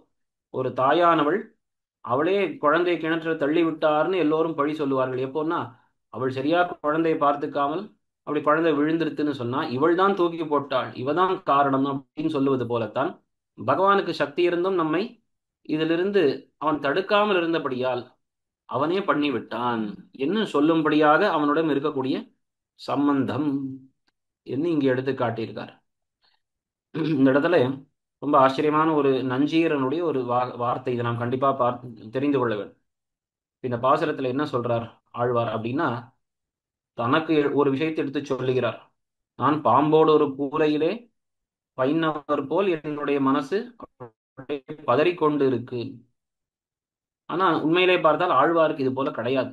இதில் அரை க்ஷணம் பொருந்தாதபடியா இருக்கிற இவர் பாசுரத்துக்கும் என்ன தெரியாருன்னா, நஞ்சியர் முதல்ல ஒரு விஷயம் தெரிவித்தாராம். இந்த பாசுரம் தான் அழகா இருக்கு, இந்த காலத்துல ஒரு க்ஷணம் அரை க்ஷணம் கூட சம்சாரத்துல அவருக்கு துடிதுடிப்பு இருக்கும். அப்போ ஒரு க்ஷணம் கூட நான் சம்சாரத்தில் இனிமேல் இருக்கக்கூடாதுன்னு அவர் ஆசைப்படுகிறார். அதனால் அவர் இந்த வார்த்தையை சொன்னால் பகவான், ஏன்னா உண்மையா ஆழ்வார் நமக்கு எல்லாம் நமக்கு ஒரு க்ஷணம் கூட சம்சாரத்தில் இல்லாமல் இருக்க முடியாது. எப்பொழுதும் சம்சார விஷயங்களிலேயே ஈடுபட்டு கொண்டு இருக்கணும். சப்தாதி விஷயங்கள தான் ஒரு க்ஷணம் அதை விட்டு இருந்தால் நம்மால் இருக்க முடியாது. சொன்னால் பகவானுக்கு இது ஏற்றுக்கொள்வானா அப்படின்னு, இது ஏற்றுக்கொள்ளவே மாட்டான்னு முதல்ல நஞ்சியர் தெரிவிக்கிறாராம். அரை க்ஷணம் பொருந்தாதபடியா இருக்கிற இவர் பாசுரத்துக்கும்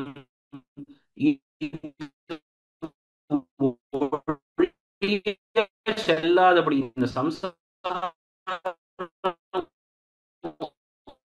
அரட்சணம் இல்லை என்னாலே நம்மால் உயிரோடு இருக்க முடியாது. சரண்யனாக பெறில் நமக்கு அப்பேறு பெறலாவது.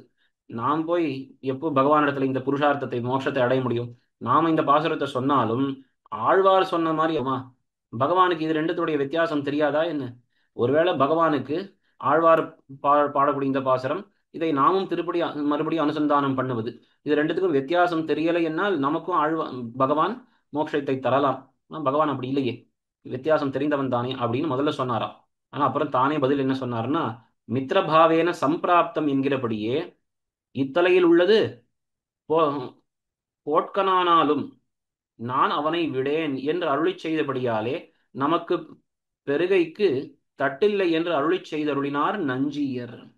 மித்திரபாவேன சம்பிராப்தம் நத்தியஜேயம் கதஞ்சன தோஷோ யத்யபி தஸ்ய சதாமேத அகர்ஹிதம்னு விபீஷண சரணாகதி கட்டத்திலே ராமபிரான் தெரிவித்தான். என்ன அப்படின்னா, மித்திரபாவேன சம்பிராப்தம், ராவணனோ வேற யாரா இருந்தாலும் என்னுடைய அடியவன் சரணாகதன்னு கூட சொல்லிட்டு வர வேண்டாம், என் காலை பிடித்து கொண்டு வர வேண்டாம். என்னுடைய மித்ரன், என்னுடைய நண்பன் அவன் வெறும் வார்த்தையிலே வந்தால் கூட போதும். மித்திர பாவேனன்னு சொல்லும்பொழுது என்னன்னா பாவனை, உண்மையிலே உள்ள அந்த எண்ணம் இல்லைனா கூட வெளியிலே அந்த ஒரு நடிப்புடன் வந்தா கூட பரவாயில்ல, நான் அவனை அங்கீகரிப்பேன்னு பகவான் சொல்லியிருக்கான். அதனால ஆழ்வார் சொன்ன பாசுரத்தை நாம் சொன்னாலும் பகவானுக்கு நம்ம மேலே கிருபை ஏற்படும் தான் அப்படின்றதாக ஆச்சரியமா நஞ்சியர் ஒரு வார்த்தையை அருளி செய்தாராம். ஆழ்வாருடைய பாவம் அப்படி. அவருக்கு அரட்சணம் கூட சம்சாரத்திலே ஒரு பொருத்தம் கிடையாது. நமக்கோ அரட்சணம் கூட பொருந்தாமல் இருக்க நம்மால் இருக்க முடியாது. சர்வதா சாம்சாரிக விஷயங்கள்ல தான் நாம் பொருந்தி இருக்கிறோம். தூங்கா பிறவிக்கள் இன்னம் புகப்பெய்து வாங்கா என்று சிந்தித்து நான் அதற்கஞ்சி பாம்போடொரு கூரையிலே பயின்னார் போல் தாங்காதுள்ளம் தள்ளும் என் தாமரை கண்ணா. அதுல கடைசியில என்ன தெரிவிக்கிறார்? தாமரை கண்ணா அப்படின்றார். எனக்கு என்ன தாத்பரியம் அப்படின்னா, இப்படி என்னை நீ அருள வேண்டியது உன்னுடைய திருக்கண்கள்லயே தெரியறதே. நான் இப்படி தாங்காது உள்ளம் தள்ளும், என்னுடைய மனசானது அப்படியே தடுமாறி கொண்டிருக்கு அப்படின்னு ஆழ்வார் விண்ணப்பிச்சாராம். பகவான் அதற்கு நான் என்ன பண்ண வேணும் அப்படின்னா, என் தாமரை கண்ணா அப்படின்னு சொல்லி முடிக்கிறார். நீதானே அதற்கு அருள வேண்டும். உன்னுடைய திருக்கண்களையே நீ இப்படி என்னை அருளினால், ஒரு திவ்ய கட்டாட்சம் பண்ணால் போதுமே, குளிர நோக்கினாலே போதும், எனக்கு இந்த பயம் போகிவிடும் அப்படின்றது ஆழ்வாருடைய பாவம்னு தெரிகிறது. நம் புகப்பெய்து திரிவாய் என்று சிந்தித்தி என்றதற்கஞ்சி இருபாடு இனுள் எறும்பு போல் உருகா நிற்கும் என் உள்ளம் ஊழி முதல்வா. ஊழி முதல்வான்னு பகவானை சம்போதனம் பண்ணுகிறார். ஊழி முதல்வா, ஊழி அப்படின்னா பிரளய காலம், அதிலேயும் முதல்வன்னா ஒப்பற்றவனாக இருந்து எல்லாரையும் ரட்சித்தவன் சொல்லும் ஒரு தத்துவம். பிரளய காலத்திலே எல்லாம் நாசமான பொழுதும் விஞ்சி இருக்குமோ அப்படின்னு சொல்லும்போது, பிரளய காலத்திலே ஒற்றாய் இருந்து கொண்டு, ஒருவனேயாய் இருந்து எல்லா சேதனா சேதனங்களையும் தான் வயிற்றிலே வைத்த பகவானே அப்படின்னு காட்டுற. அப்போ அப்பேற்பட்ட நீ பிரளய ஆபத்திலிருந்தும் எல்லாரையும் ரட்சித்தாய், அப்போ எந்த ஆபத்திலிருந்து ரட்சிக்க மாட்டாயோ அப்படின்ற எண்ணத்துடன் அவனை அப்படி சம்போதனம் பண்ணுகிறார். உருவார் பிறவிகள் இன்னம் புகப்பெய்து. மறுபடியும் அதேதான், பிறவிகள் மேலும் பல பல ஜென்மங்களிலே என்னை நீ புகப்பெய்து, அதிலே புகும்படியாக பிரவேசிக்கும்படி என்னை செய்து விடுவாயோ. இந்த பிறவிகள்லாம் எப்படி இருக்கு? உருவார், நிறைய உருவங்கள், உரு ஆர் பலவிதமான ரூபங்களை கொண்டிருக்கக்கூடிய பிறவிகள். ரூபம்னு சொல்லும் பொழுது ஷரீரம்ன்ற அர்த்தம். பிறவின்னு சொன்னால் என்ன அர்த்தம்? ஒரு ஷரீரத்தை கொள்ளுவது. ஜீவாத்மா நித்தியமான வஸ்து, அதற்கு பிறவி என்னால் உற்பத்தின்றது கிடையாது. இப்ப ஜீவாத்மாவுக்கு பிறவி என்று சொன்னால் ஷரீர சம்பந்தம். அப்போ இந்த பிறவிகள் ஜன்மங்கள்னாலே பல பல சரீரங்களை எடுத்துக்கொள்வது. இப்போ உருவார் பல சரீரங்களை கொள்ளுவது என்கிற இந்த பிறவிகள் இருக்கே, அந்த பிறவிகளிலே என்னை இன்னும் இனிமேலும் கூட என்னை புகப்பெய்து, அதுக்கு அந்த சரீரங்களுக்குள்ளே நான் புகும்படி செய்து திரிவாய் என்று சிந்தித்தி. இவன் இப்படியே திரிய கடவது, இந்த சரீரங்களிலேயே புகுந்து புகுந்து இவன் சம்சாரத்திலே திரியட்டம் என்று நீ சிந்தித்தாயோ. சிந்தித்தி அப்படின்னா நீ சிந்தித்திருக்கிறாயோ என்று நான் இப்பொழுது பயப்படுகிறேன். என்னதற்கஞ்சி, நீ சிந்தித்தி இப்படி சிந்தித்திருக்கிறாயோ என்று நான் பயப்படுகிறேன் இப்பொழுது. இவன் இந்த ஜீவாத்மா இவன் பண்ண தவறுகளுக்கு ஏற்ப பல பல சரீரங்கள் எடுத்து சம்சாரத்திலேயே சுத்தட்டம் அப்படின்னு நீ சிந்தித்திருக்கிறாயோ அப்படின்னு நான் பயப்பட்டு இப்பொழுது நான் உன் முன்னே நிற்கிறேன். அஞ்சி இருபாடு எரிகொள்ளியினுள் எறும்பு போல் உருகா நிற்கும் என் உள்ளம் ஊழி முதல்வா என்றதற்கஞ்சினா இப்படி நான் அஞ்சுகிறேன். அப்படி அஞ்சுகிறபடியால் எது போலே நான் இப்பொழுது பயப்பட்டு கொண்டிருக்கிறேன் அப்படின்னா, இருபாடு எரிகொள்ளியினுள். எரிகொள்ளி அப்படின்னா, கொள்ளினா ஒரு கட்டை, ரெண்டு பக்கத்திலும் அப்படி நெருப்பு பற்றி கொண்டு எரிந்து கொண்டிருக்கக்கூடிய ஒரு கட்டை இருக்கு. அதுவின் அது நடுவிலே தவித்து கொண்டிருக்கக்கூடிய எறும்பு போல். ஒரு எறும்பு அப்படி நடுவிலே அகப்பட்டு கொண்டு விட்டதுன்னா எப்படிலாம் தடுமாறுவது? இந்த பக்கமும் போக முடியாது, அந்த பக்கமும் போக முடியாது. அப்படியே நெருப்பு சுற்றி இருக்க எறும்பு எப்படி ஒரு கஷ்டப்படுமோ, அது போலே நானும் உருகா நிற்கும் என் உள்ளம், என்னுடைய நெஞ்சமும் மனசும் அது போலே உருகி கொண்டு இருக்கிறது. அப்படி அது போலே தான் அப்படியே பயத்திலே உருகி கொண்டிருக்கு.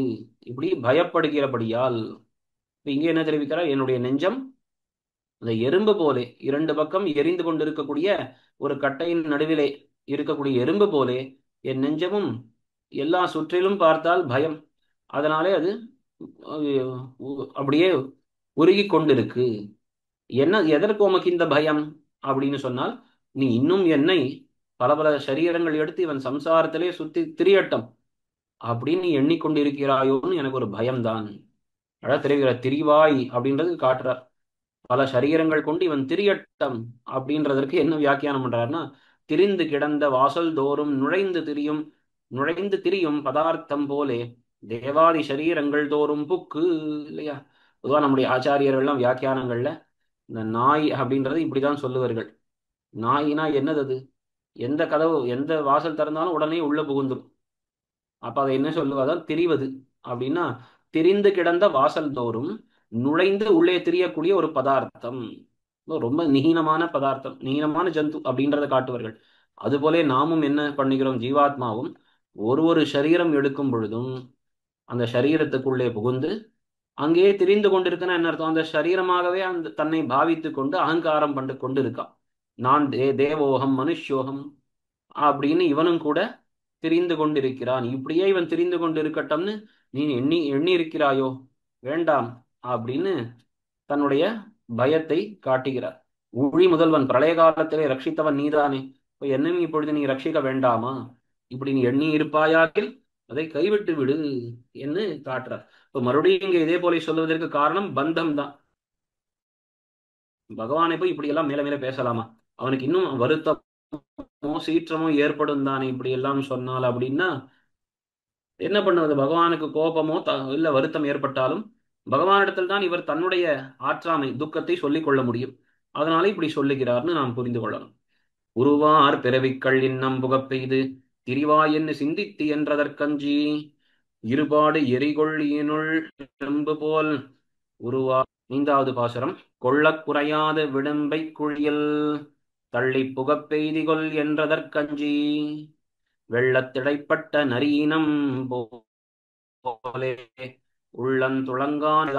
பிரளய காலத்திலே எல்லோரையும் ரட்சித்தவனே, நீ என்னை இப்படி நான் துக்கப்படும்படியாக என்னை செய்யலாமா? உள்ளத்து உளங்கா நிற்பன், என்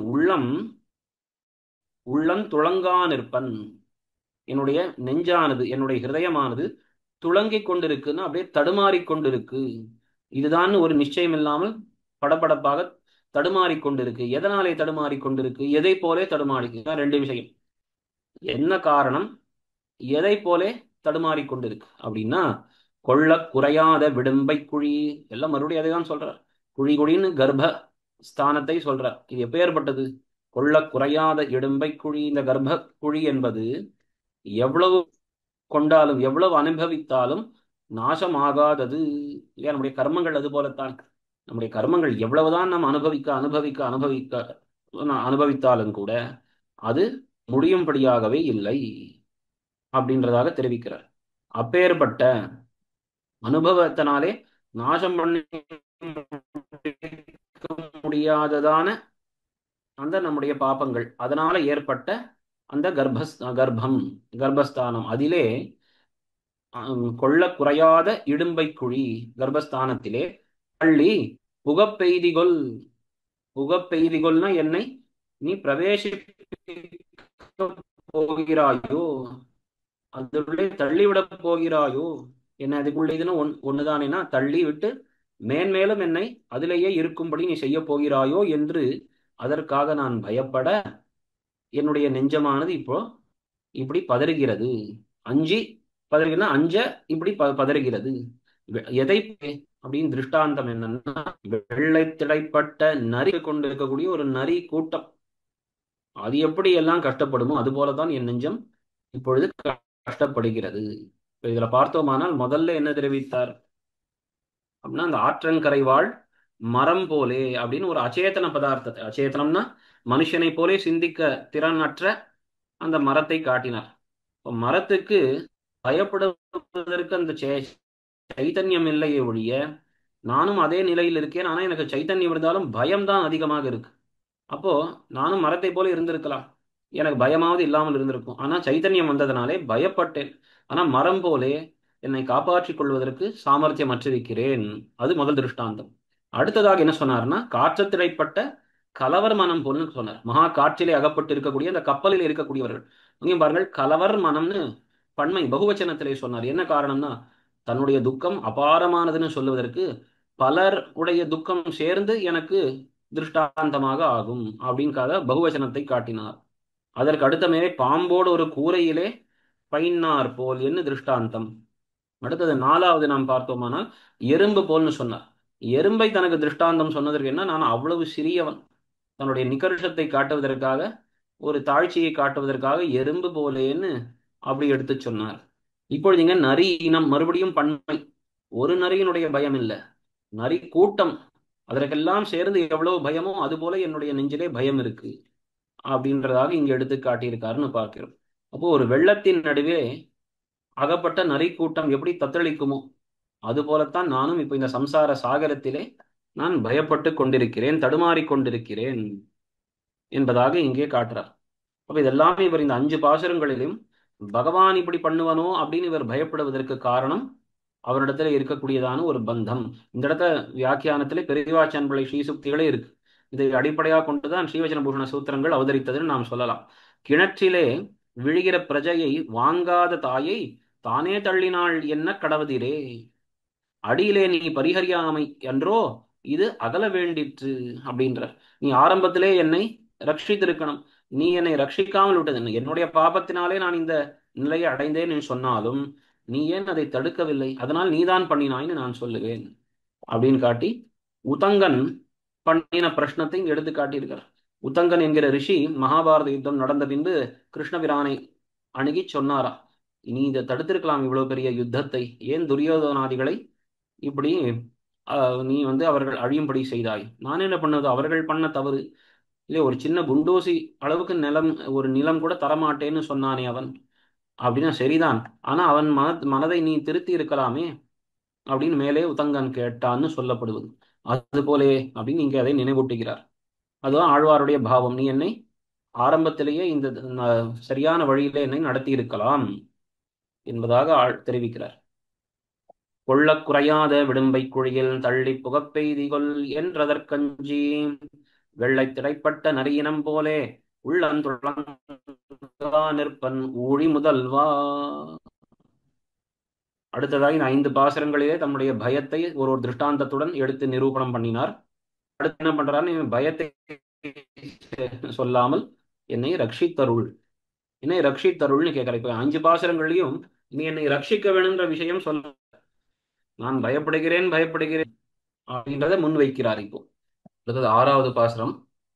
படை நின்ன பைந்தாமரையோடு அணிநீல மடை நின் அலரும் வயலாலி மணாளாம் இடைய நெறிந்த மரமே யொத்திராமே அடையவருளாய் எனக்குன் உனதருளே, அடையவருளாய் எனக்குந்தனருளே. இது என்ன தெரிவிக்கிறார், முதல் 5 பாசுரங்களிலே தன்னுடைய துக்கத்தை, தன் மனசு எப்படியெல்லாம் கஷ்டப்படுறதுன்றத பல திருஷ்டாந்தங்களை எடுத்து சொல்லி காட்டினார். இப்பொழுதுதான் இந்த பாசுரத்தில் முக்கியமாக சரி, இதற்கு எனக்கு வேண்டியது ஒண்ணுதான், உன்னை நான் அடைய வேணும், அதற்கு உன்னுடைய கிருபை எனக்கு வேணும் என்ன அந்த விஷயத்தை முன்வைக்கிறார். இப்போ முதல் 5 பாசுரத்தில் தன்னுடைய ஆற்றாமை, தன்னுடைய ஆர்த்தியை எடுத்து சொன்னார். அதற்கு பரிகாரமாக பகவானை அடைவதற்கு பகவானுடைய கிருபை எனக்கு வேணும் என்று எடுத்து சொல்றார். இதுல முதல் 2 அடிகளாலே இந்த திருவாலி திருநகரி, அந்த திவ்ய தேசம், திருவாலி திவ்ய தேசத்தினுடைய அழகை வர்ணிக்கிறார். படை நின்ற பைந்தாமரையோடு, இதுல சில விஷயங்கள், இந்த படை அப்படின்னால் என்ன அப்படின்னா, பொதுவா படை அப்படின்னா எந்த நிலப்பகுதி அப்படின்னா, இந்த உழவர்கள் எல்லாம் கலப்பை முதலியதை கொண்டு உழவும் போது அப்படி 2 பக்கமும் அது உழவும் போது நடுவுல ஒரு பகுதி இந்த கலப்பை எல்லாம் படாத ஒரு பகுதியும் இருக்கும் பூமியில, அதுதான் படை அப்படின்னு சொல்லுவார்கள். அந்த அந்த பழுதிப்படாத அந்த இடம், அந்த படை அப்படின்றதுல படை நின்ற பைந்தாமரை. அப்ப அந்த படையின்ற அந்த பகுதியிலே தப்பி நிற்கக்கூடிய அந்த ஒரு தாமரை, அப்ப அந்த இடத்துல கலப்பையெல்லாம் படாதபடியால் அப்படி தாமரை அங்கங்க பூத்திருக்கும். அந்த தாமரையோடு அணிநீலம் மடை நின்று அலரும், அழகான அணினா அழகாக இருக்கக்கூடிய, நீலம்னு சொன்னா நீலோத்பலம், கருணைதல், அந்த புஷ்பம். இது ரெண்டுத்தையும் அவர்கள் விவசாயிகள் என்ன பண்ணுவார்கள்னா, அப்படி அதெல்லாம் களை என்று அதை எடுத்து அந்த மடையில போட்டு விடுவார்களாம். இப்போ பூமியை அப்படி கலப்பை முதலியதை கொண்டு உழவும் போது அது விட்டு இருக்க இடங்கள்ல பூத்திருக்கும் சில தாமரைகள். இப்போ அந்த தாமரை என்ன, நீலோத்பலம் என்ன, இதெல்லாம் களையாக எடுத்து அந்த மடைகள்ல ஜலம் பாயக்கூடிய அந்த மடைகள்ல எடுத்து போட்டு விடுவார்கள். அப்படி அந்த அணிநீலம் மடை நின்று அலரும், நீர் பாயக்கூடிய அந்த மடைகளிலே அதெல்லாம் அழகா அப்படி தாமரையும் நீலோத்பலங்களும் அப்படி பூத்திருக்கும். அப்பேற்பட்ட வயல்களை கொண்ட ஆலிநாடு, திருவாலி நாடு, அந்த திருவாலி மணாளன், அந்த திருவாலி திவ்ய தேசத்துக்கு சுவாமியா இருக்கக்கூடிய அந்த மணவாளன், அந்த எம்பெருமான், இங்க இருக்கக்கூடியவன் அப்படி தாயாரை திருக்கல்யாணம் பண்ணிக்கொண்டு மணவாளனாக, கல்யாண பிள்ளையாக அங்கே சேவை சாதிக்கிறான். அதனால அந்த பகவானை மணவாளன்னு சொல்லுவது உண்டு. ஆனால் அந்த எம்பெருமானை இப்படி அழகா வர்ணிக்கிறார். திருவாலியை சுத்தி இருக்கக்கூடிய வயல்கள்லாம் எப்படின்னா, இந்த வயல்கள்ல ஓடக்கூடிய சுத்தி இருக்கக்கூடிய அந்த மடைகள்ல நிறைய தாமரைகளும் நீலோத்பலங்களும் அப்படி பூத்திருக்கும். அப்பேற்பட்ட அழகிய அந்த வயல்களை கொண்ட அந்த திருவாலி திவ்ய தேசத்துக்கு சுவாமியான பகவானே அப்படின்னு, ஏன்னா தன்னுடைய மிக நெருக்கமான திவ்ய தேசம், அவனுடைய அவதார திருத்தலத்துக்கு பக்கத்துல இருக்கக்கூடிய திவ்ய தேசம். அந்த எம்பெருமானிடத்துல மிகவும் ஈடுபாடு உடையவர் ஆழ்வார். அதனால கடைசி பதிகத்துல அவனை ஸ்மரணம் பண்ணி கொள்கிறார். இந்த எம்பெருமான் அடுத்த இரண்டாவது பாசுரத்துல திருவரங்கத்தெம்பெருமான், ரெண்டு பேரையும் இங்க ஸ்மரிக்கிறார். சரி, அப்படி பகவானை சம்போதனம் பண்ணி என்ன தெரிவிக்கிறார் தெரியுமா? இடையன் எரிந்த மரமே யொத்திராமே. இடையன் எரிந்த மரம் அதுபோல நான் இருக்கக்கூடாது. என்னை காப்பாற்று, எனக்கு அருள் புரி அப்படின்னு சொல்றார். இடையன் எரிந்த மரம் அப்படின்னா என்ன அப்படின்னு அழகா இங்க தெரிவிக்கிறார். அந்த இடையர்கள்லாம் ஆடு மாடெல்லாம் மேய்த்து கொண்டு போகும் பொழுது இந்த பசுக்கள் அதெல்லாம் ரொம்ப கஷ்டப்படாம போகணும். மேய வேணும்னு சொன்னா பெரிய பெரிய மரங்கள் இருக்கும். இப்போ கீழே நிறைய புல் இல்லைன்னு சொன்னா மரங்கள்ல நிறைய அந்த கிளைகள்ல இலைகள் இருக்கும். இப்போ சின்ன சின்ன கிளைகள்லாம் அப்படி தங்கள் கையில ஒரு சின்ன ஒரு அருவாள் வைத்துக் கொண்டிருப்பார்களாம். கை கத்தி வச்சு இருப்பார்கள். இந்த கை கத்தியாலே பெரிய பெரிய மரங்களுடைய சின்ன சாகைகளை எல்லாம் அப்படி வெட்டி விடுவார்கள். ஆனா எப்படி வெட்டுவார்கள்னா முழுக்க அதை அறுத்து தள்ளுவதுன்னு கிடையாது. அப்படி பாதி பாதியா வெட்டினா கீழே அப்படியே அந்த கிளைகள் சாய்ந்து நிற்கும். கீழே அந்த கிளைகள் சாய்ந்து நிற்கும் பொழுது இந்த மாடுகள் பசுக்கள்லாம் அதுல இருக்கிற இலைகளை அது பறித்து தின்னும் தின்னும். அப்போ இந்த கிளைகள் எப்படின்னா பாதி அறுக்கப்பட்டிருக்கும். அப்போ அதனால கீழே சாஞ்சி நிற்கும். ஆனா இன்னும் மரத்தோட அதுக்கு சம்பந்தம் இருக்கிறதுனால மீளவும் அதுல அந்த இலைகள்லாம் தோன்றி விடுமா. அதனால முழுக்க அந்த கிளைகளை வெட்டி தள்ளுவது என்பது கிடையாது. ஆனா கீழே இருக்கக்கூடிய மாடு ஆடு முதலியதெல்லாம் அதை மேய்வதற்காக அந்த இலைகளை பறிப்பதற்காக பாதியாக வெட்டி சாய்த்து இருப்பார்களாம். அதுதான் இடையன் எரிந்த மரம் அப்படின்னு காட்டுகிறார்கள். ஆனால் தன்னுடைய கை கத்தியாலே பாதி வெட்டி சாய்த்து இருக்கக்கூடியதான அந்த மரக்கிளைகள் அப்படின்னு பெயர். இப்ப அது போலே நான் ஆகக்கூடாது. அது போல் ஒத்திராமே அது போல நான் இருக்கக்கூடாது. அதனால உன்னை அடையும்படி எனக்கு கிருபையை பண்ணுன்னா என்ன அர்த்தம்? நான் இப்போ இந்த சம்சாரத்திலே இருக்கிறேன். இந்த இடையன் எரிந்த மரம் மரம் போலத்தான் நான் இருக்கேன். எப்படி அப்படின்னா இந்த சம்சாரத்திலே நான் இருந்தாலும் கூட மற்றைய சம்சாரிகளைப் போல எனக்கு நான் இல்லாமல் ஸ்வரூப ஞானம் எனக்கு வந்திருக்கு. ஒரு பக்தி ஞானம் வந்திருக்கு. ஆனாலும் நான் முழுக்க இந்த சம்சாரத்திலிருந்து அப்படியே பிரிந்து போய்விட்டேனா? என்னால் கிடையாது. இன்னும் இந்த சரீரத்துடன் தான் நான் இருக்கிறேன். அதனால சரீரத்துடன் இருக்கிறபடியால் மீளவும் எப்படி அந்த இடையன் எறிந்த மரத்திலே அந்த கிளைகளிலே அந்த மரத்தினுடைய சம்பந்தம் வேறினுடைய சம்பந்தம் இருக்கிறபடியால் மீளவும் அதில் எப்படி இலைகள்லாம் தோன்றுமோ நானும் இந்த சரீரத்துடன் இருக்கிறபடியால் எனக்கும் ருச்சி வாசனை முதலியெல்லாம் வந்து விடுமோன்னு பயம் இருக்கு. அதனால அந்த இடையன் எறிந்த மரம் போலே நான் இருக்கக்கூடாது. அதற்காக என்னை நீ காப்பாற்றி அருள வேணும் என்பதாக இங்கே பிரார்த்திக்கிறார். இந்த பாசுரத்தை பத்தி சொல்லும் பொழுது பெரியவாச்சான் பிள்ளை தெரிவிக்கிறார். இப்பாட்டி இப்பாட்டு இயல் அருளி செய்யும் போது இதுவே அமையும் என்னும்படி அருளி செய்தருள்வர். அதாவது நம்பிள்ளை பத்தி தெரிவிக்கிறார். நம்பிள்ளை இப்படி ஈடுபட்டு இதை சொல்லுவாராம். இந்த பாசுரத்தினுடைய அர்த்தம் ஒரு பக்கம் இருக்கட்டும், இதனுடைய இயலே போதும். இந்த பாசுரத்தை இப்படி அருளி செய்யும் பொழுது இதுவே நமக்கு அமையும் என்னும்படி அருளி செய்தருள்வர். இந்த பாசுரமே நமக்கு போதும். வேற எதுவும் நாம் பகவானிடத்திலே பிரார்த்திக்க வேணாம். என்ன கேட்கணும்? இடைய நெறிந்த மரமே ஒத்திராமே அடைய எனக்கு அடைய அருளா எனக்கு உந்தன் அருளே. இதை நாம் பிரார்த்தித்தாலே போதும் பகவானிடத்திலே. வேற எதுவும் வேண்டாம். ஏன்னா சாராம்சத்தை இங்கே காட்டிவிட்டார் ஆழ்வார் அப்படின்றது தெரிகிறது. அதனால் ரொம்ப ஆச்சரியமா இந்த திருஷ்டாந்தத்தை காட்டி நாம் சம்சாரத்திலே இருந்து எனக்கு சொரூப ஞானம் வந்திருந்தாலும் கூட இன்னும் சரீரத்துடன் இருக்கிறபடியால் மீளவும் இந்த அவித்யா கர்ம வாசனா ருச்சிகள் வந்து விடுமோன்னு எனக்கு பயமாக இருக்கிறது. உன்னிடத்துல என்னை சேர்த்துக்கொள். உன்னை அடைய விரும்புகிறேன். அதற்கு உன் அருளையே நான் பிரார்த்திக்கிறேன் என்பது சாரமாக இங்கே காட்டப்பட்டிருக்கு. படை நின்ன பைந்தாமரையோடு அணிநீலம் அடைய நின்றலரும் வயலாலி மணாளாம் இடைய நெறிந்த மரமே யொத்திராமே அடைய அருளாய் எனக்குந்தன் அருளே.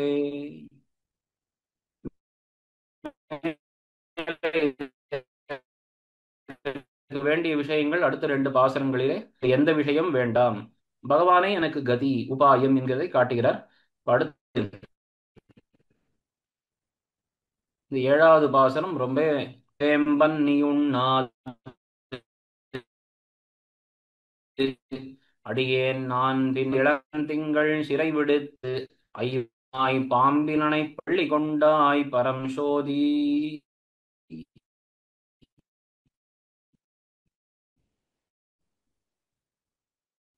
பகவானை கடைசி வரியிலே தெரிவிக்கிறார் சொல்லப்பட்டிருக்கக்கூடியவன்.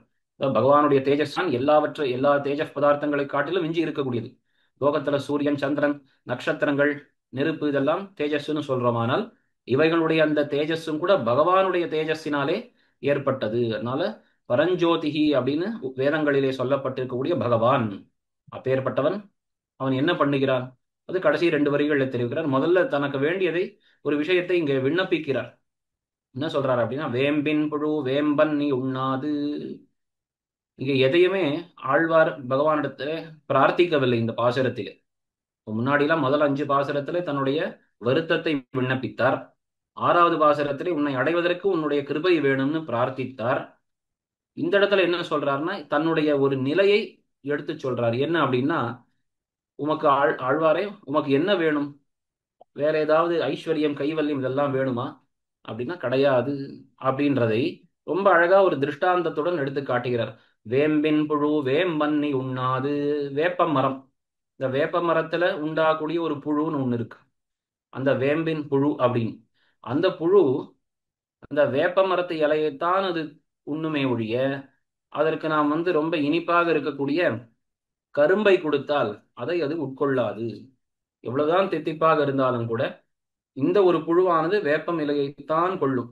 கசக்கக்கூடிய அந்த வேப்பம் இலையைத்தான் அது கொள்ளுமே ஒழிய அது அன்னி வேற எதையும் உண்ணாது.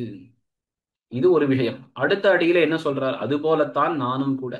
இதை திருஷ்டாந்த அலங்காரம்னு சொல்லுவார்கள். அது போலே என்னெல்லாம் இங்க சொல்லவில்லை இல்லையா? மரமே ஒத்து அப்படின்னு முன்னாடி சொன்னது போலே இங்க அது போலேன்னு தெரிவிக்காமல், ஆனா அந்த அர்த்தம் அது நமக்கு புரிய வருது. அதனால இது ஒரு விதமான அணி. 2வது என்ன தெரிவிக்கிறார்? நான் பின் அடியேன் நான் பின்னும் உன் சேவடி அன்னி நயவேன். நான் மட்டும் சொன்னா அது அகங்காரம் தோற்றும்படியாக இருக்கும். அதனால அடியேன் நான் அப்படின்னு சேர்த்து தெரிவிக்கிறார். உன்னுடைய தாசனான நான் பின்னும், பின்னும்னா இப்படி இருந்த போதிலும் அர்த்தமா. நீ வேம்பாக இருந்தாலும், நீ கசக்கக்கூடிய வேப்ப மரமாக இருந்தாலும் உன் சேவடி அன்னி நயவேன், உன்னுடைய திருவடிகளை ஒழிய மற்ற எதையும் நான் நயவேன் என்னால் விரும்ப மாட்டேன் அப்படின்னு இங்கே தெரிவிக்கிறார். இப்ப இங்கதான் அழகா பல விசாரம் பண்ணிக்கிறார். பகவானை பின்னும் அப்படின்னு நீ வேப்ப மரமாக இருந்தாலும் அப்படின்னு சொல்லலாமா? இவர் தானே முன்னாடி எல்லாம் என்ன அருளி செய்திருக்கார்? பகவானை அப்படி கரும்பாகவும் கரும்பை போலே தித்திக்கக்கூடியவன் அப்படின்னு எல்லாம் காட்டியிருக்காரே. கடல் மல்லை கிடந்த கரும்பே அப்படின்லாம், கரும்பின் இன்சுவை என்னெல்லாம் படங்கள்ல பகவானை இனிப்பாக திட்டிக்கக்கூடியவனாக பேசியிருக்கார். அப்பேற்பட்டவர் இங்கே பகவானை கேள். ரொம்ப முக்கியமான விஷயம் என்ன அப்படின்னா, சத்தியம் இங்கே வேப்பம் மரம் அந்த புழுன்னு எடுத்து சொன்னால்தான் ஆழ்வாருடைய அந்த பாவமானது வெளிப்படுமா. அனன்ய போக்கியத்துவம் அப்படின்றது முக்கியமான ஒரு தன்மை. பகவானை தவிர்த்து வேற எதையும் விரும்பாமல் இருப்பது. பகவானே எனக்கு புருஷார்த்தம், பகவத் கைங்கரியமே எனக்கு புருஷார்த்தம்ன்ற இந்த நிலை இருக்கு இல்லையா? இதை காட்ட வேண்டும் என்று சொன்னால் அதற்கு இந்த திருஷ்டாந்தம் தான் நாம் எடுத்து சொல்ல முடியும். வேற திருஷ்டாந்தங்கள் சொன்னா இது நமக்கு புரியாது. அதனால பகவானை சொல்லும் பொழுது ஒரு வேப்பம் மரத்தை போய் உதாரணமாக சொல்லலாமா? இது நிஹீன உபமா, இது தவறான ஒரு திருஷ்டாந்தம் என்றெல்லாம் நாம் எண்ண வேண்டாம். ஏன்னா பகவானை, பகவத் விஷயத்திலே தனக்கு இருக்கக்கூடிய ஈடுபாடு, இந்த உரைப்பு, அதை எடுத்துச் சொல்லுவதற்கு சரியான ஒரு உதாரணம் இந்த வேப்ப மரத்து புழுதான். இப்ப என்ன தெரிவிக்கிறார்? வேப்ப மரத்து புழுவுக்கு நாம் இனிதான ஒரு கல்கண்டையோ இல்லை ஒரு கரும்பிலே அந்த புழுவை எடுத்து வைத்தால் அது அது உயிர் வாழாது, அது அதை கொள்ளாது. அதுபோலத்தான் நானும் கூட அப்படின்னு தன்னுடைய அந்த நிலையை எடுத்து சொல்லுவதற்காக காட்டினார். ஒரு விஷயம். 2வது இங்க என்ன அப்படின்னா, முக்கியமாக நாம் தெரிந்து கொள்ள வேண்டிய ஒரு விஷயம், அனசூயை பிராட்டிக்கு சொன்ன வார்த்தை அப்படின்னு சிவசன பூஷணத்துல காட்டப்பட்டது. இங்கே பெரியவாச்சன்புல இதை எடுத்து விவரித்து காட்டுறார். ராமபிரான் சீதா பிராட்டியுடன் அந்த காட்டிலே வனவாசத்தில் இருக்கும் பொழுது ஒரு மகர்ஷியினுடைய ஆசிரமத்துக்கு போகிறார்கள் இவர்கள். அப்போ ஒரு நாள் அத்ரி முனிவர், அனசூயை தேவி அவர்களுடைய ஆசிரமத்துக்கு போகும் பொழுது அந்த அனசூயை தேவி, அந்த ரிஷி பத்னியானவள் சீதா பிராட்டியை பார்த்து சில வார்த்தைகளை சொல்லுகிறாள். என்ன சொல்றா அப்படின்னா, ஸ்திரீகளுக்கு தன்னுடைய பர்த்தா தான் பரம தெய்வம். அதனால எப்பொழுதும் நீ ராமபிரான் விஷயத்திலே அனுகூலமாக இருக்க வேணும். என்ன கஷ்டம் வந்தாலும் விடக்கூடாது என்னெல்லாம் இப்படி எடுத்து சொன்னாள் அவள். அப்போ சீதா பிராட்டி கொஞ்சம் லஜ்ஜித்தாள், வெக்கப்பட்டாள். என்ன அப்படின்னா, நான் என்ன பண்ணுவது? எனக்கு பெருமாள் இடத்துல இருக்கக்கூடிய அந்த பாவம் எப்பேற்பட்டது என்பதை என்னால் உணர்த்த முடியாமல் போயிற்று. எல்லோரும் என்ன எண்ணிக்கொள்வார்கள்? நான் இவரிடத்துல ஈடுபட்டு இருப்பது அவருடைய இந்த குணங்கள், அவருடைய சௌந்தரியம், குணங்கள் இதை கொண்டுதான் என்று நினைத்திருப்பார்கள். ஆனா அப்படி அல்ல. அவர் ரூபவானாய் இல்லாத போதிலும், அவருக்கு இந்த சௌந்தரியம் இல்லை, இந்த குணங்கள் இல்லை என்று சொன்னாலும் கூட அவர் பக்கலில் தான் என் மனம் ஈடுபட்டு இருக்கும். ஆனால் அவர் குணஹீனராய் இருப்பதில்லை. அதனால நான் என்னுடைய பாவத்தை காட்ட முடியாது அப்படின்னு எடுத்து சொன்னாலாம். அதனால இதெல்லாம் சம்பிரதாயத்தை சொல்லும் பொழுதும் கூட பகவானிடத்துல நமக்கு இருக்கக்கூடிய அந்த சேஷத்துவம் என்பது குணத்தாலே வந்தால் போதாது, அது ஸ்வரூபகிருதமாக இருக்க வேணும். குணகிருத தாஸ்யம் ஸ்வரூப பிரயுக்த தாஸ்யம்னு சொல்லுவார்கள். ஸ்வரூபத்தினாலேயே பகவான் எப்பேற்பட்டவனாய் இருந்தாலும் அவனுக்குத்தான் நாம் சேஷப்பட்டவர்கள். ஆனா அதுக்கு மேலே பகவானுடைய குணங்களும் ஆச்சரியமாக கல்யாண குணங்களாக இருக்கு. அதை கண்டாலும் அவனுக்கு நாம் தோற்று இருப்போம். அதனால குணத்தாலேயும் அவனுக்கு நாம் தோற்றிருக்கிறோம். ஆனா அதை காட்டிலும் முக்கியம் ஸ்வரூபத்தாலேயே அவனுக்கு நாம் அடியவர்கள்னு சொல்றோம் இல்லையா? அது இங்கே அழகா காட்டப்படுற விஷயம். அப்ப அதற்கு அந்த வேப்ப மரம், அந்த புழுவை சொன்னால்தான் இது புரியும். பகவானிடத்திலே நாம் ஸ்வரூப பிரயுக்தமான தாஸ்யத்தை உடையவர்கள் அப்படின்றத சொல்லுவதற்கு வேற எந்த அழகான திருஷ்டாந்தம் சொல்ல முடியும்? கரும்பு மரத்தில் இருக்கக்கூடிய ஒரு புழுன்னு சொன்னால் நாம் என்ன சொல்லிவிடுவோம்? இந்த கரும்பு மரத்தில் இருக்கக்கூடிய புழு கரும்பு தித்திக்கக்கூடியது, மதுரமானது, அதனால்தான் அங்கே இருக்கு அப்படின்னு ஒரு பதில் வந்துடும். ஆனா அது போல் சொல்ல கூடாது. அதற்கு சரியான ஒரு திருஷ்டாந்தம் என்ன அப்படின்னா, இந்த வேம்பின் புழு அப்படின்றது எடுத்து காட்டினார். அதனால பகவானிடத்துல எனக்கு ஈடுபாடு என்பது அவன் குணவான் என்பதனால் மட்டுமல்ல, அவன்தான் என் ஸ்வரூப பிராப்தமான சேஷி. எனக்கென்று ஏற்பட்ட சேஷி அவன்தான். அதனால் அவனிடத்திலே தான் நான் ஈடுபட்டிருப்பேன். அவன்தான் எனக்கு வேண்டியவன் அப்படின்றத இங்க எடுத்து காட்டுகிறார்னு நாம் புரிந்து கொள்ள வேண்டும். அதற்கு மேலே தேம்பல் இளந்திங்கள் சிறைவிடுத்து. தேம்பல் இளந்திங்கள் அப்படின்னா, தேம்பல் இளந்திங்கள் அப்படின்னா அந்த சந்திரன். அவன் தேம்பக்கூடியவன், அப்படியே க்ஷயத்தை அடைந்து கொண்டு இருக்கக்கூடியவன். அவனுக்கு க்ஷயரோகம் வந்தது. அப்பேற்பட்ட அந்த சந்திரனை காப்பாற்றியவன் என்று இங்க எடுத்து காட்டுறார். சந்திரனுக்கு அந்த க்ஷயரோகம் என்பது தக்ஷனுடைய 27 பெண் பிள்ளைகள், அந்த 27 நட்சத்திரங்கள் எல்லோரையும் விவாகம் பண்ணி கொடுத்தான் தக்ஷன் சந்திரனுக்கு. இப்ப சந்திரனுக்கு அப்படி 27 நட்சத்திரங்கள் ஆகிற பத்னிகள் இருந்தாலும் கூட ரோஹிணி என்கிற அந்த ஒரு மனைவியினுடன் மட்டுமே விசேஷமான ஒரு அன்பை காட்டி கொண்டிருந்தானான் சந்திரன். இப்போ மற்றைய பெண் பிள்ளைகளுக்கெல்லாம் வருத்தம் ஏற்பட்டு அவர்கள் தன்னுடைய தகப்பனாரான தக்ஷனிடத்திலே அதை சொல்ல, இப்போ தக்ஷன் சாபம் விட்டானான் சந்திரனுக்கு. நீ க்ஷயரோகத்தை அடைவாய், நீ படிப்படியாக க்ஷீணித்து முடிந்து போவாய்னு சொன்னான். அப்போ உடனே பயப்பட்டு, இவனுக்கு 16 கலைகள் இருக்கு, பகுதிகள் சந்திரனுக்கு. தினப்படி ஒரு கலையாக மறைந்து கொண்டு வந்தது. அப்போ இதிலிருந்து எப்படியாவது இந்த சாப விமோசனம் ஏற்பட வேணும்னு ஸ்ரீரங்கத்திலே தபசு பண்ணி அந்த நம்பெருமாளை சேவித்து அவர் சொல்ல, அந்த ஸ்ரீரங்கத்தில் இருக்கிற ஒரு புஷ்கரணியிலே குளித்தான். அப்படி குளித்து தன்னுடைய சாபம் நீங்க பெற்றான். அதனால இன்னைக்கும் சந்திர புஷ்கரணி அப்படின்னு கோயிலுக்குள்ள இருக்கக்கூடிய அந்த புஷ்கரணிக்கு திருநாமம்னு சொல்லுவது உண்டு. அப்போ அந்த கதையை இங்கே நினைவூட்டுகிறார் ஆழ்வார். என்ன சொல்றார்? தேம்பல் இளந்திங்கள், தேய்ந்து போகக்கூடிய அப்பேற்பட்ட அந்த சந்திரன், அவனுடைய இந்த சிறைனா அவனுக்கு ஏற்பட்ட அந்த ஒரு ரோகம், அவனுடைய அந்த கஷ்டம், க்ஷய ரோகத்தை போக்கினவன் எம்பெருமான். அப்படி போக்கி அவன் எங்கே இருக்கிறான்? ஐவாய் பாம்பின் அணை பள்ளி கொண்டாய். 5 தலை நாகம் அதை அணையாக கொண்டு, படுக்கையாக கொண்டு அங்கே பள்ளி கொண்டு இருக்கக்கூடிய அந்த ரங்கநாதன். மேலே அடுத்த பாசுரங்களிலே ரங்கநாதனை பிரஸ்தாபிக்க போகிறார். ஆனால் அவனை திருவுள்ளத்திலே கொண்டு இப்படி பேசுகிறார்.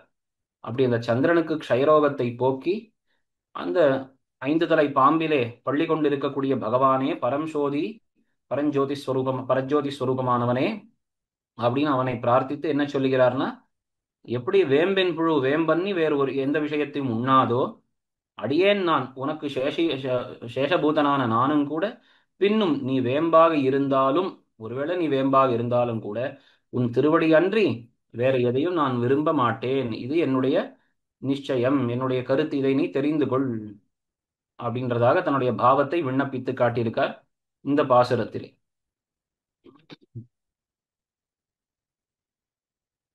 வேம்பின் புழு வேம்பன் நீ உண்ணாது அடியேன் நான் பின்னும் உன் சேவடியன் நினையவேன். தேம்பல் இளந்திங்கள் சிறை விடுத்து ஐவாய் பாம்பினனை பள்ளி கொண்டாய் பரம் சோதி. எட்டாவது பாசுரம். அணியார் பொழில் சூழ் அரங்கநகரப்பா துணியேனி நின் அருளதல்லதெனக்கு மணியே மணி மாணிக்கமே மதுசூதா பணியாய் எனக்கொய்யும் வகை பரம் சோதி. இங்கே இன்னும் விஸ்தரமாக பகவானை சம்போதனம் பண்ண தொடங்கி இருக்கார். பகவானை என்ன சொல்றார்? அணியார் பொழில் சூழ் அரங்கநகரப்பா முதல் சம்போதனம். திருவரங்கத்திலே எழுந்தருளி இருக்கக்கூடிய என் அப்பா, என் அப்பான என்னுடைய சுவாமியே. திருவரங்கம் எப்பேற்பட்டது? அணியார் பொழில் சூழ் அழகு மிகுந்ததான, மிகுந்த அழகை உடைய அப்படி சோலைகள், ஆறாமம் சூழ்ந்த அரங்கம்னு சொல்லும்படி அழகான சோலைகள், நந்தவனங்கள் எல்லாம் சூழப்பெற்ற திருவரங்கத்திலே இருக்கக்கூடிய என்னுடைய அப்பா, என்னுடைய சுவாமியே. துணியேன் இனி நின் அருளல்லதெனக்கு. இனிமேலும் உன் அருளல்லது எனக்கு துணியேன். உன் கிருபையை ஒழிய உன் கிருபையை தவிர்த்து எதையும் நான் துணியேன். அப்படின்னா என்ன? துணியேன்னா அறுதியிடுவது, திருடமா அத்தியவசாயம் பண்ணுவது. உன்னுடைய கிருபை தவிர்த்து வேற எதையும் நான் உபாயமாக அத்தியவசாயம் பண்ண மாட்டேன். உன் கிருபை ஒன்றையே நான் துணிந்திருப்பேன், அதையே பற்றி நான் இருப்பேன் அப்படின்னு சொல்லி மேலே பகவானை சில விசேஷணங்களாலே வர்ணிக்கிறார். மணியே மணி மாணிக்கமே மதுசூதா, 3 வார்த்தைகள். முதல்ல பகவான் எப்பேற்பட்டவன்? மணியே, மணி அப்படின்னா நீலமணி போன்றவன். மணி மாணிக்கம், மணிகளுக்குள்ளே உயர்ந்த ரத்னம் மாணிக்கம் போலே இருக்கக்கூடியவன். அதற்கு மேலே மதுசூதா, மது கைட்டபர்கள், இந்த மது என்கிற அரக்கனை ஒழித்தவன். எனக்கு உய்யும் வகை பணியாய், எனக்கு நான் உய்வதற்கு, நான் உஜ்ஜீவனம் அடைவதற்கு ஒரு நல்ல ஒரு உபாயத்தை பணியாய்னா அருளிச்சை, வார்த்தையாக சொல். பரம் சோதி அப்படின்னு உயர்ந்த ஜோதியாக இருக்கக்கூடிய பகவானே, பரதத்துவமானவனே, எனக்கு ஒரு உபாயத்தை பணியாய் சொல்லு அப்படின்னு கேட்கிறார். இப்ப இங்க முதல்ல சொல்லக்கூடியது திருவரங்கத்தில் இருக்கக்கூடிய பகவானே அப்படின்னு சொல்லி, துணியேன் இனி நின் அருளல்லது எனக்கு, உன்னுடைய கிருபையைத்தான் நான் பற்றி இருக்கிறேனே ஒழிய வேற எதையும் உபாயமாக பற்றி இல்லேன். முன் பாசரத்திலே உன்னை அடைவதுதான் எனக்கு வேண்டிய புருஷார்த்தம், வேறு எதுவும் தேவையில்லைன்னு சொன்னார் இந்த திருஷ்டாந்தத்தை காட்டி. அதுபோல இங்கே உன்னை அடைவதற்கு உன்னுடைய கிருபை ஒன்றையே நான் பற்றாசாக அவலம்பித்துக் கொண்டிருக்கிறேன், வேற எதுவும் எனக்கு தேவையில்லை அப்படின்னு சொன்னார். அப்போ அதற்கு மேல அழகா சங்கதி காட்டுறார். சரி, இப்படி நீர் துணிவதற்கு என்ன காரணம்? என்னுடைய அருள்தான் அப்படின்னு நீர் இப்படி திருடமாக சொல்லுகிறீரே, இப்படி பண்ணுவதற்கு என்ன காரணம் அப்படின்னா முதல்ல சொல்றாரா மணி அப்படின்னு சொல்றார். மற்ற யார் உம்மை இப்படி துணிவித்தார் ஆர்? என்ன மணியே இத்தியாதி, தேவருடைய வடிவழகிறே, கண்டார் கண்குளிரும்படி நீலமணி போலே சிரமகரமான வடிவை உடையவனே. கேவலம் அவ்வடிவழகேயாய். அப்ப முதல் விஷயம் என்ன? இப்படி நீர் உன்னுடைய அருளே போதும்னு நீர் சொல்லுவதற்கு என்ன காரணம் அப்படின்னா, உன்னை நான் திருவரங்கத்திலே சேவித்தேனே, உன்னுடைய அந்த திருமேனி தோற்றமே எனக்கு போதும். பார்க்கும் போதே அவ்வளவு அழகாக என்னுடைய துக்கத்தை போக்கும்படியான ஒரு திருமேனி அழகு, அதுவே எனக்கு போதும் அப்படின்னு நான் துணிந்திருக்கிறேன். அதாவது உன்னுடைய அருளே போதும்னு துணிந்திருக்கிறேன். அதற்கு மேலே இது சாதாரணமான விஷயமா? மணி மாணிக்கம் அப்படின்னா அந்த சிரேஷ்டத்துவம் அப்படின்றது காட்டுறார். பெருவிலையனான ரத்னம் போலே சுவாபாவிகமான மேன்மையை உடையவன். அப்போ பகவான் ரொம்ப அழகாக போக்கியமாக இருக்கிறான், அதற்கு மேலே மிக உயர்ந்தவனாக இருக்கிறான். அவனுடைய பரத்துவமும் அங்கே காட்டப்படுறது. அதற்கு மேலே சரி, ரொம்ப உயர்ந்த வஸ்துன்னா கூட வரக்கூடிய இன்னல்கள், பிரதிபந்தகங்களை எல்லாம் எப்படி போக்குவது? மதுசூதா, வரக்கூடிய தடங்கங்களையும் போக்கக்கூடியவன் நீதானே. எல்லா பிரதிபந்தகங்களையும் இந்த மது கைடபர்களை போக்கினது போலே நீயே போக்கி தருவாய். அதனால உன்னுடைய கிருபை ஒன்றே எனக்கு போதும். நீ பண்ண வேண்டியது என்ன தெரியுமா? நான் உன்னிடத்துல எதிர்பார்க்கக்கூடியது ஒரு வார்த்தை நீ சொல்ல வேணும். பணியாய் அப்படின்னா நீ திருவாய் மலர்ந்து ஒரு வார்த்தை சொல். என்ன ஆழ்வார் எதிர்பார்க்கிறார் அப்படின்னா, மாசுஜகா அப்படின்னு நீ சொல்லக்கூடாதா? அந்த ஒரு அர்ஜுனனுக்கு நீ அப்படி சொன்னாயே, பயப்பட வேண்டாம், அது போல ஒரு வார்த்தை எனக்காக நீ சொன்னால் போதும் அப்படின்னு இங்கே எதிர்பார்க்கிறார். அழகா இதுல காட்டுறார் இங்கே, நீ சொல்லுகிறவை எல்லாம் நமக்கு உண்டு, உமக்கு செய்ய வேண்டியவை எல்லாம் சொல்லீர். என்ன பகவான் கேட்டாங்க, சரி என்னதான் உமக்கு பண்ணணும், நீர் என்ன வர்ணித்ததெல்லாம் சரி நான் ஒத்துக்கொள்கிறேன், உனக்கு நான் என்ன பண்ணணும் இப்போ அப்படின்னா, நீர் திருவாய் மலர்ந்து ஒரு வார்த்தை சொன்னால் போதும் அப்படின்னு காட்டுறார். சோகித்த அர்ஜுனனை குறித்து, உன்னுடைய சர்வாபராதங்களையும் நம் தலையிலே ஏறிட்டு நம்மையே தஞ்சமாக நினைத்திரு, நாம் உன் விரோதிகளை போக்குகிறோம் என்னுமா போலே நான் உஜ்ஜீவிக்கும்படி எனக்கு ஒரு வார்த்தை அருளிச் செய்ய வேணும். எனக்கு வேண்டியது இதுதான். நீர் அங்கே அர்ஜுனனுக்கு திருத்த தட்டிலே என்ன சொன்னீர்? எந்த பயமும் வேண்டாம், என் மேலே பாரத்தை வை, நானே உன்னை பார்த்துக் கொள்கிறேன், நீ சோகம் படாதே, மாசுச்சகன் சொன்னீர் இல்லையா?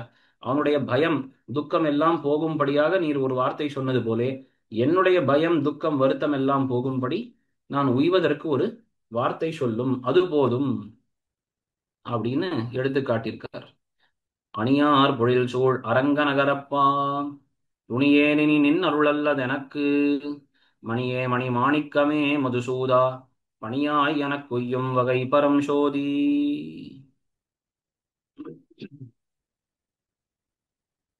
அதற்கு மேலே, நந்தா நரகத் தழுந்தா வகை, நாளுமெந்தாய் தொண்டரானவர்க்கு இன்னருள் செய்வாய், சந்தோகா தலைவனே தாமரை கண்ணா, அந்தோ அடியேற்கு அருளாய் உன்னருளே. இது போலே நீர் யாருக்காவது அருள் பண்ணியிருக்கிறீரா அப்படின்னா, இன்னும் பலருக்கு முன்னாடியே பண்ணியிருக்கிறேன், பல அடியார்களுக்கு. நான் இப்போ இடத்துல பிரார்த்திக்கக்கூடியது புது விஷயம் அல்ல, முன்பே நீர் பல அடியவர்களுக்கு பண்ணின கிருபைதான், அதை என்னிடத்திலையும் பண்ணும்னு நான் பிரார்த்திக்கிறேன் என்பதாக இங்கே தெரிவிக்கிறார். நந்தா நரகத் தழுந்தா வகை, நந்தாத நரகம் அப்படின்னா நாசமாகாத, மாறாமல் இருக்கக்கூடிய, அனுபவித்தாலும் மாறாதே அனுபவிக்க கடவ நரகம். நந்தக்கூடிய நரகம் அப்படின்னு ஒண்ணு இருக்கா, அதாவது யமனுடைய அந்த லோகம் இருக்கு இல்லையா, யமனுடைய அந்த நரகம், யமனாலே நிர்வகித்து கொண்டு வரக்கூடிய லோகங்கள், அந்த நரகங்கள், அதெல்லாம் எப்படின்னா முடிந்து விடுமா ஒரு காலத்தில. நம்முடைய பாபம் முடிந்து விட்டதுன்னா நரகத்தை நாம் வெளிவந்துடலாம்.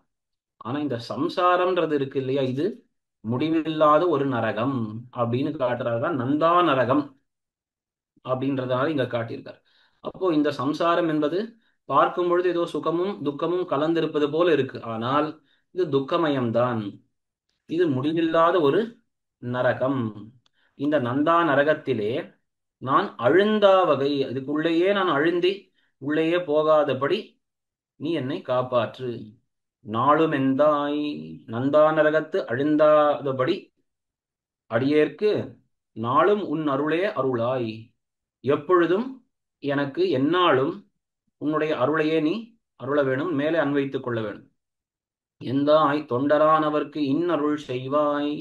இதன் முதல்ல பகவானை சம்போதனம் பண்றார். எந்தாய், எனக்கு தாயானவனே, சுவாமியானவனே, தொண்டரானவர்க்கு இன்னருள் செய்வாய், உன்னுடைய அடியவர்களுக்கெல்லாம் அந்த இனியதான அருளை பண்ணக்கூடியவனே. சந்தோகா தலைவனே, சந்தோகா அப்படின்னா என்ன அர்த்தம்? சந்தஸ்துக்கள்னா வேதங்கள், வேதங்கள்லாம் எவனை வந்து அடையுமோ, சந்தோகா அப்படின்னா பொதுவா சந்தஸை பாடக்கூடியவர்கள் அப்படின்னு சொல்றது உண்டு. ஆனா சந்தோகன்னு சொன்னா சந்தஸ் எல்லாம் எவனை வந்து அடையுமோ, அப்பேற்பட்ட சகல வேதங்களாலேயும் பிரதிபாதிக்கப்படுபவன், தலைவனே, எல்லார் காட்டிலும் உயர்ந்தவன், சர்வாதிகனானவன், தாமரை கண்ணா, அப்படி பகவானுடைய அந்த அழகெல்லாம் அவனுடைய திருக்கண்களிலே தெரியும்படியாக, பரத்வத்துக்கு அடையாளமான அந்த திருக்கண்கள் இல்லையா, வேதமே புண்டரீகமேவம் அக்ஷினி அப்படின்னு பகவானுடைய திருக்கண்களை வர்ணித்தது. அப்பேற்பட்ட அந்த பரத்வத்துக்கு சூச்சகமான தாமரை போன்ற கண்களை உடையவனே, நீ என்ன பண்ணணும் எனக்கு? நந்தா நரகத் தழுந்தா வகை, இந்த மாறாதே எப்பொழுதும் நீடித்து போகக்கூடிய சம்சாரமாகிற இந்த நரகம் இருக்கே, அந்த சம்சாரம்னு சொன்னால் மீள மீள ஜென்ம மரண பரம்பரை, அந்த சம்சாரமாகிற நரகத்திலே நான் அழுந்தாதபடி நாளும் எப்பொழுதும் அடியேற்கு உன்னுடைய அருளே அருளாய். அந்தோ அப்படின்னு தன்னுடைய ஆர்த்தியை, ஐயோ அப்படின்னு தன்னுடைய ஆர்த்தியின் மிகுதியை காட்டுகிறார். ஐயோ, நானும் இந்த சம்சாரத்தில் எப்பொழுதும் விழுந்து கிடக்காதபடி அடியேனுக்கு அருளாய் உன் அருளே, உன்னுடைய அருளை அருள வேணும், கிருபையை நீ எனக்கு காட்ட வேணும் என்பதாக இங்கே பிரார்த்திக்கிறார். இந்த பாசுரத்தில் முன்பு சொன்ன விஷயம்தான். ஆனா என்ன ஒரு அதிகமான விஷயம்னு பார்த்தால், தொண்டர்களுக்கெல்லாம் நீ அருளக்கூடியவன் தானே, அதனால புதிதாக நான் எதையும் கேட்கவில்லை உன் திறத்திலே, தொண்டர்களுக்கு பண்ணக்கூடிய அருளை என்னிடத்திலும் பண்ணு என்பதாக இங்கே பிரார்த்திக்கிறார். நந்தானரகத் தழுந்தா வகை நாளுமெந்தாய் தொண்டரானவர் கிண்ணருள் செய்வாய், சந்தோகா தலைவனே தாமரை கண்ணா அந்தோ அடியேற் கருளாய் உன்னருளே. கடைசியா பலத்தை தெரிவித்து, இந்த 10 பாசனங்களை அனுசந்திப்பதன் பலத்தை தெரிவித்து தலை கட்டுகிறார். குன்னமெடுத்தானரை காத்தவன் தன்னை மண்ணில் புகழ் மங்கைமன் கலிகன்னி சொல், ஒன்னு நின்ன ஒன்பதும் வல்லவர் தம்மேல் என்னும் வினையாயின சாரகில்லாவே. பகவானுடைய அந்த கோவர்தன உத்தாரம், அந்த ஒரு லீலையை இங்கே தெரிவிக்கிறார். குன்னம் எடுத்து, குன்றம் அந்த பர்வதத்தை தூக்கி, ஆனிரை காத்தவன் தன்னை, ஆனிரைகள் அந்த பசு கூட்டங்களை எல்லாம் காப்பாற்றினவனே. இதை எதற்கு தெரிவிக்கணும் அப்படின்னா, இந்த பசு கூட்டம் போல்தானே நாங்களும் இருக்கோம். இந்த பசு கூட்டம் அவைகளுக்கு, ஐயோ என்னை நம்ம யாராவது ரட்சிக்க வேண்டுமே, இந்த கல்மழை அதிலிருந்து யார் நம்மை ரட்சிப்பார்கள் அப்படின்ற எண்ணமோ, பகவானை நீதான் ரட்சிக்க வேண்டும்ன்ற பிரார்த்தனையோ இருந்ததா? அப்படி எதுவும் இல்லாத போதிலும் பகவான் தானே முன் வந்து ரட்சித்தான் இல்லையா? அதுபோல என்னையும் ரட்சிக்க வேணும்ன்ற எண்ணத்திலே அந்த கோவர்தன உத்தாரத்தை இங்கே தெரிவிக்கிறார். குன்னம் எடுத்து ஆனிரை காத்தவன், அந்த காத்தவன் தன்னை, அப்பேற்பட்ட பகவானை, மண்ணில் புகழ் மங்கைமன் கலிகன் சொல், அந்த பகவானை பற்றியதான இந்த பாசுரங்கள் அவனை யார் பாடினார் இந்த 10 பாசுரங்களாலே அப்படின்னால், மண்ணில் புகழ், மன்றில் அப்படின்னா சபையில், எல்லோரும் ஒரு கூட்டமாக வரும்பொழுது, கூட்டமாக சேரும் இடத்திலே, சபைகளிலே ஆழ்வாருடைய புகழை பேசுவார்களாம். அப்போ ஜனங்களுடைய கூட்டங்களிலே, சபைகளிலே பறந்திருக்கக்கூடிய விரிந்த புகழை உடையவரான ஆழ்வார் என்னென்ன எல்லோரும் பேசுவார்கள் அப்படின்னா, ஆழ்வார் பார்த்தீரா, ஒரு சாதாரண ஒருத்தர் சம்சாரியாக லோக விஷயங்கள் ஈடுபட்டவராக இருந்தார். அவர் இன்னைக்கு இவ்வளவு ஞான பக்தி வைராகியங்கள் நிரம்பி இருக்கிறாரே, அவர் எவ்வளவு அழகா பாசுரங்களை பாடியிருக்காருன்னு இவருடைய பெருமை எல்லோரும் பேசும்படியாக வந்தது. அப்படி சபைகளிலே பரவின ஒரு புகழை உடையவராய், மங்கை மண், மங்கை தேசம், திருமங்கை தேசத்துக்கு மன்னனாக நிர்வாகராக இருந்த கலிகன்னி ஆழ்வார், திருமங்கை ஆழ்வார், அவருடைய சொல்.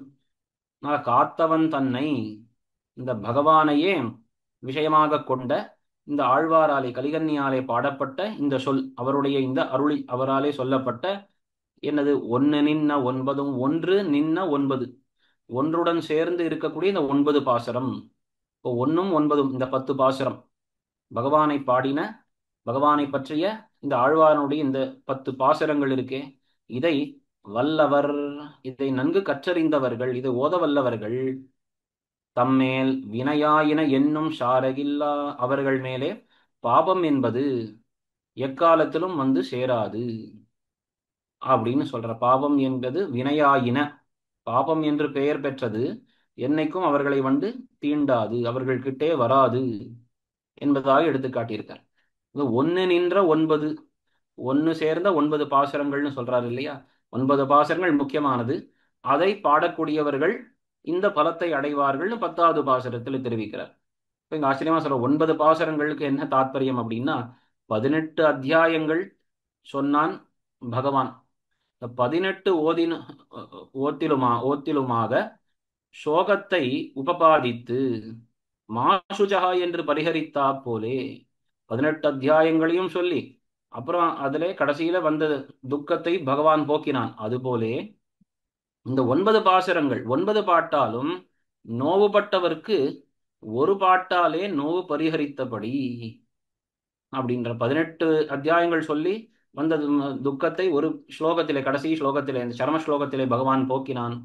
அதுபோல இங்கேயும் இந்த 9 பாசுரத்தாலும் நோவுபட்டவர்களுக்கு அதை 9 பாட்டாலும் அதை பாடும் பொழுது பகவானிடத்திலே அந்த பகவானிடத்திலே அன்பு ஏற்பட்டு சம்சாரத்திலே ஆர்த்தி ஏற்படக்கூடியவர்கள், அவர்களுடைய அந்த நோவை, சம்சார ஆர்த்தியை ஒரு பாட்டாலே பகவான் போக்குவான்.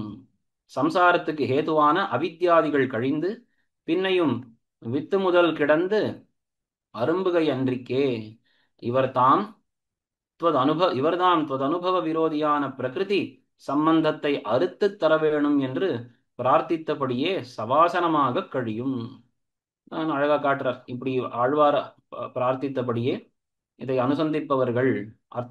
அனுசந்திப்பவர்களுக்கும் அதுபோல சவாசனமாக இந்த சம்சார பயம் என்பது நீங்கும், சம்சாரம் நீங்கும் என்பதாக நீங்க எடுத்து காட்டியிருக்கார். இந்த கடைசி பாசுரத்திலே இந்த கோவர்தன பர்வதத்தை எடுத்தான் இந்த பகவான், அவனை பற்றிய இந்த 10 பாசுரங்கள், ஆழ்வாராலே பாடின அந்த 10 பாசுரங்கள், இதை அனுசந்திப்பவர்களுக்கு எந்த வினையும் பாபமும் வந்து சேராது. என்ன ஆச்சரியமாக தன்னுடைய பெரிய திருமொழி திவ்ய பிரபந்தத்தை இத்துடன் ஆழ்வார் தலை கட்டினார்.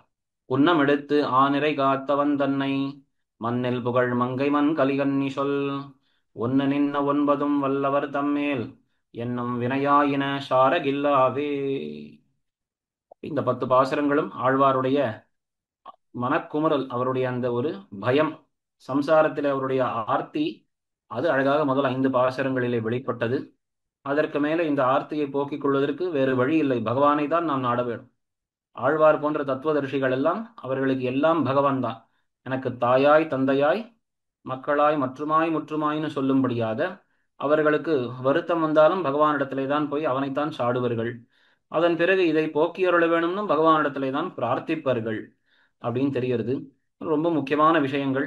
நாம் வேம்பின் புழுவை போலே பகவானிடத்திலே தான் இந்த ஸ்வரூப பிரயுக்தமான தாசியத்துடன் அவன் ஒருவனையே நாம் போக்கியமாக கொள்ள வேண்டியது அப்படின்ற விஷயத்தை ரொம்ப அழகாக எடுத்து காட்டக்கூடியதாயும், மேலே சம்சாரத்திலே நாம் இருக்கும் பொழுது எப்படி நாம் உண்மையிலே இருக்க வேணும், சம்சார பயம் என்பது நமக்கு எப்படி ஏற்பட வேணும்ன்றதுக்கு 5-6 திருஷ்டாந்தங்களை எடுத்து காட்டுவது, இதெல்லாம் இந்த பதிகத்திலே நாம் பார்த்தோம்.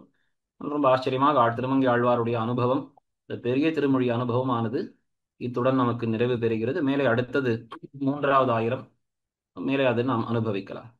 ரொம்ப ஆச்சரியமா இந்த ஒரு அனுபவம் நமக்கு ஏற்படுவதற்கு முக்கிய காரணமாக இருக்கக்கூடிய ஸ்ரீமத் பரமஹம்சேத்யாதி யதுகிரி யதிராஜ ராமானுஜய்யர் சுவாமி அவருடைய திருவடிவாரத்துக்கும் மங்களம் பாடி கேட்கக்கூடிய உங்கள் எல்லோருக்கும் கூட மேலும் மேலும் இந்த ஆழ்வார்களுடைய பாசனங்களுடைய அந்த அர்த்த ஞானம், அதற்கு வேண்டிய அனுபவம் இதெல்லாம் ஏற்பட வேண்டும் இந்த பகவானிடத்திலே பிரார்த்தித்து வைக்கிறேன். ஸ்ரீமதே ரம்யஜா மாத்ரு முனீந்திராய மகாத்மனே ஸ்ரீரங்கவாசினே பூயான் நித்யஸ்ரீர் நித்யமங்கலம்.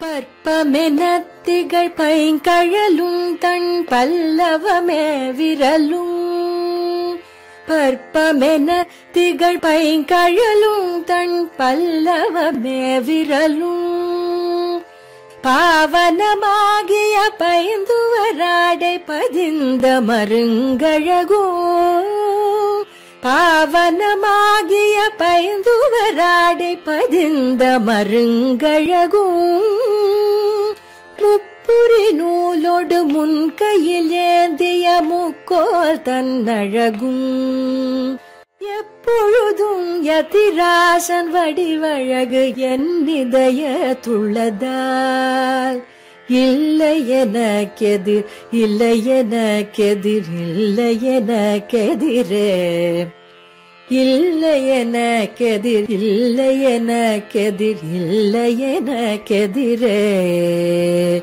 இல்லை எனக்கெதிரே இல்லை எனக்கெதிரே இல்லை எனக்கெதிரே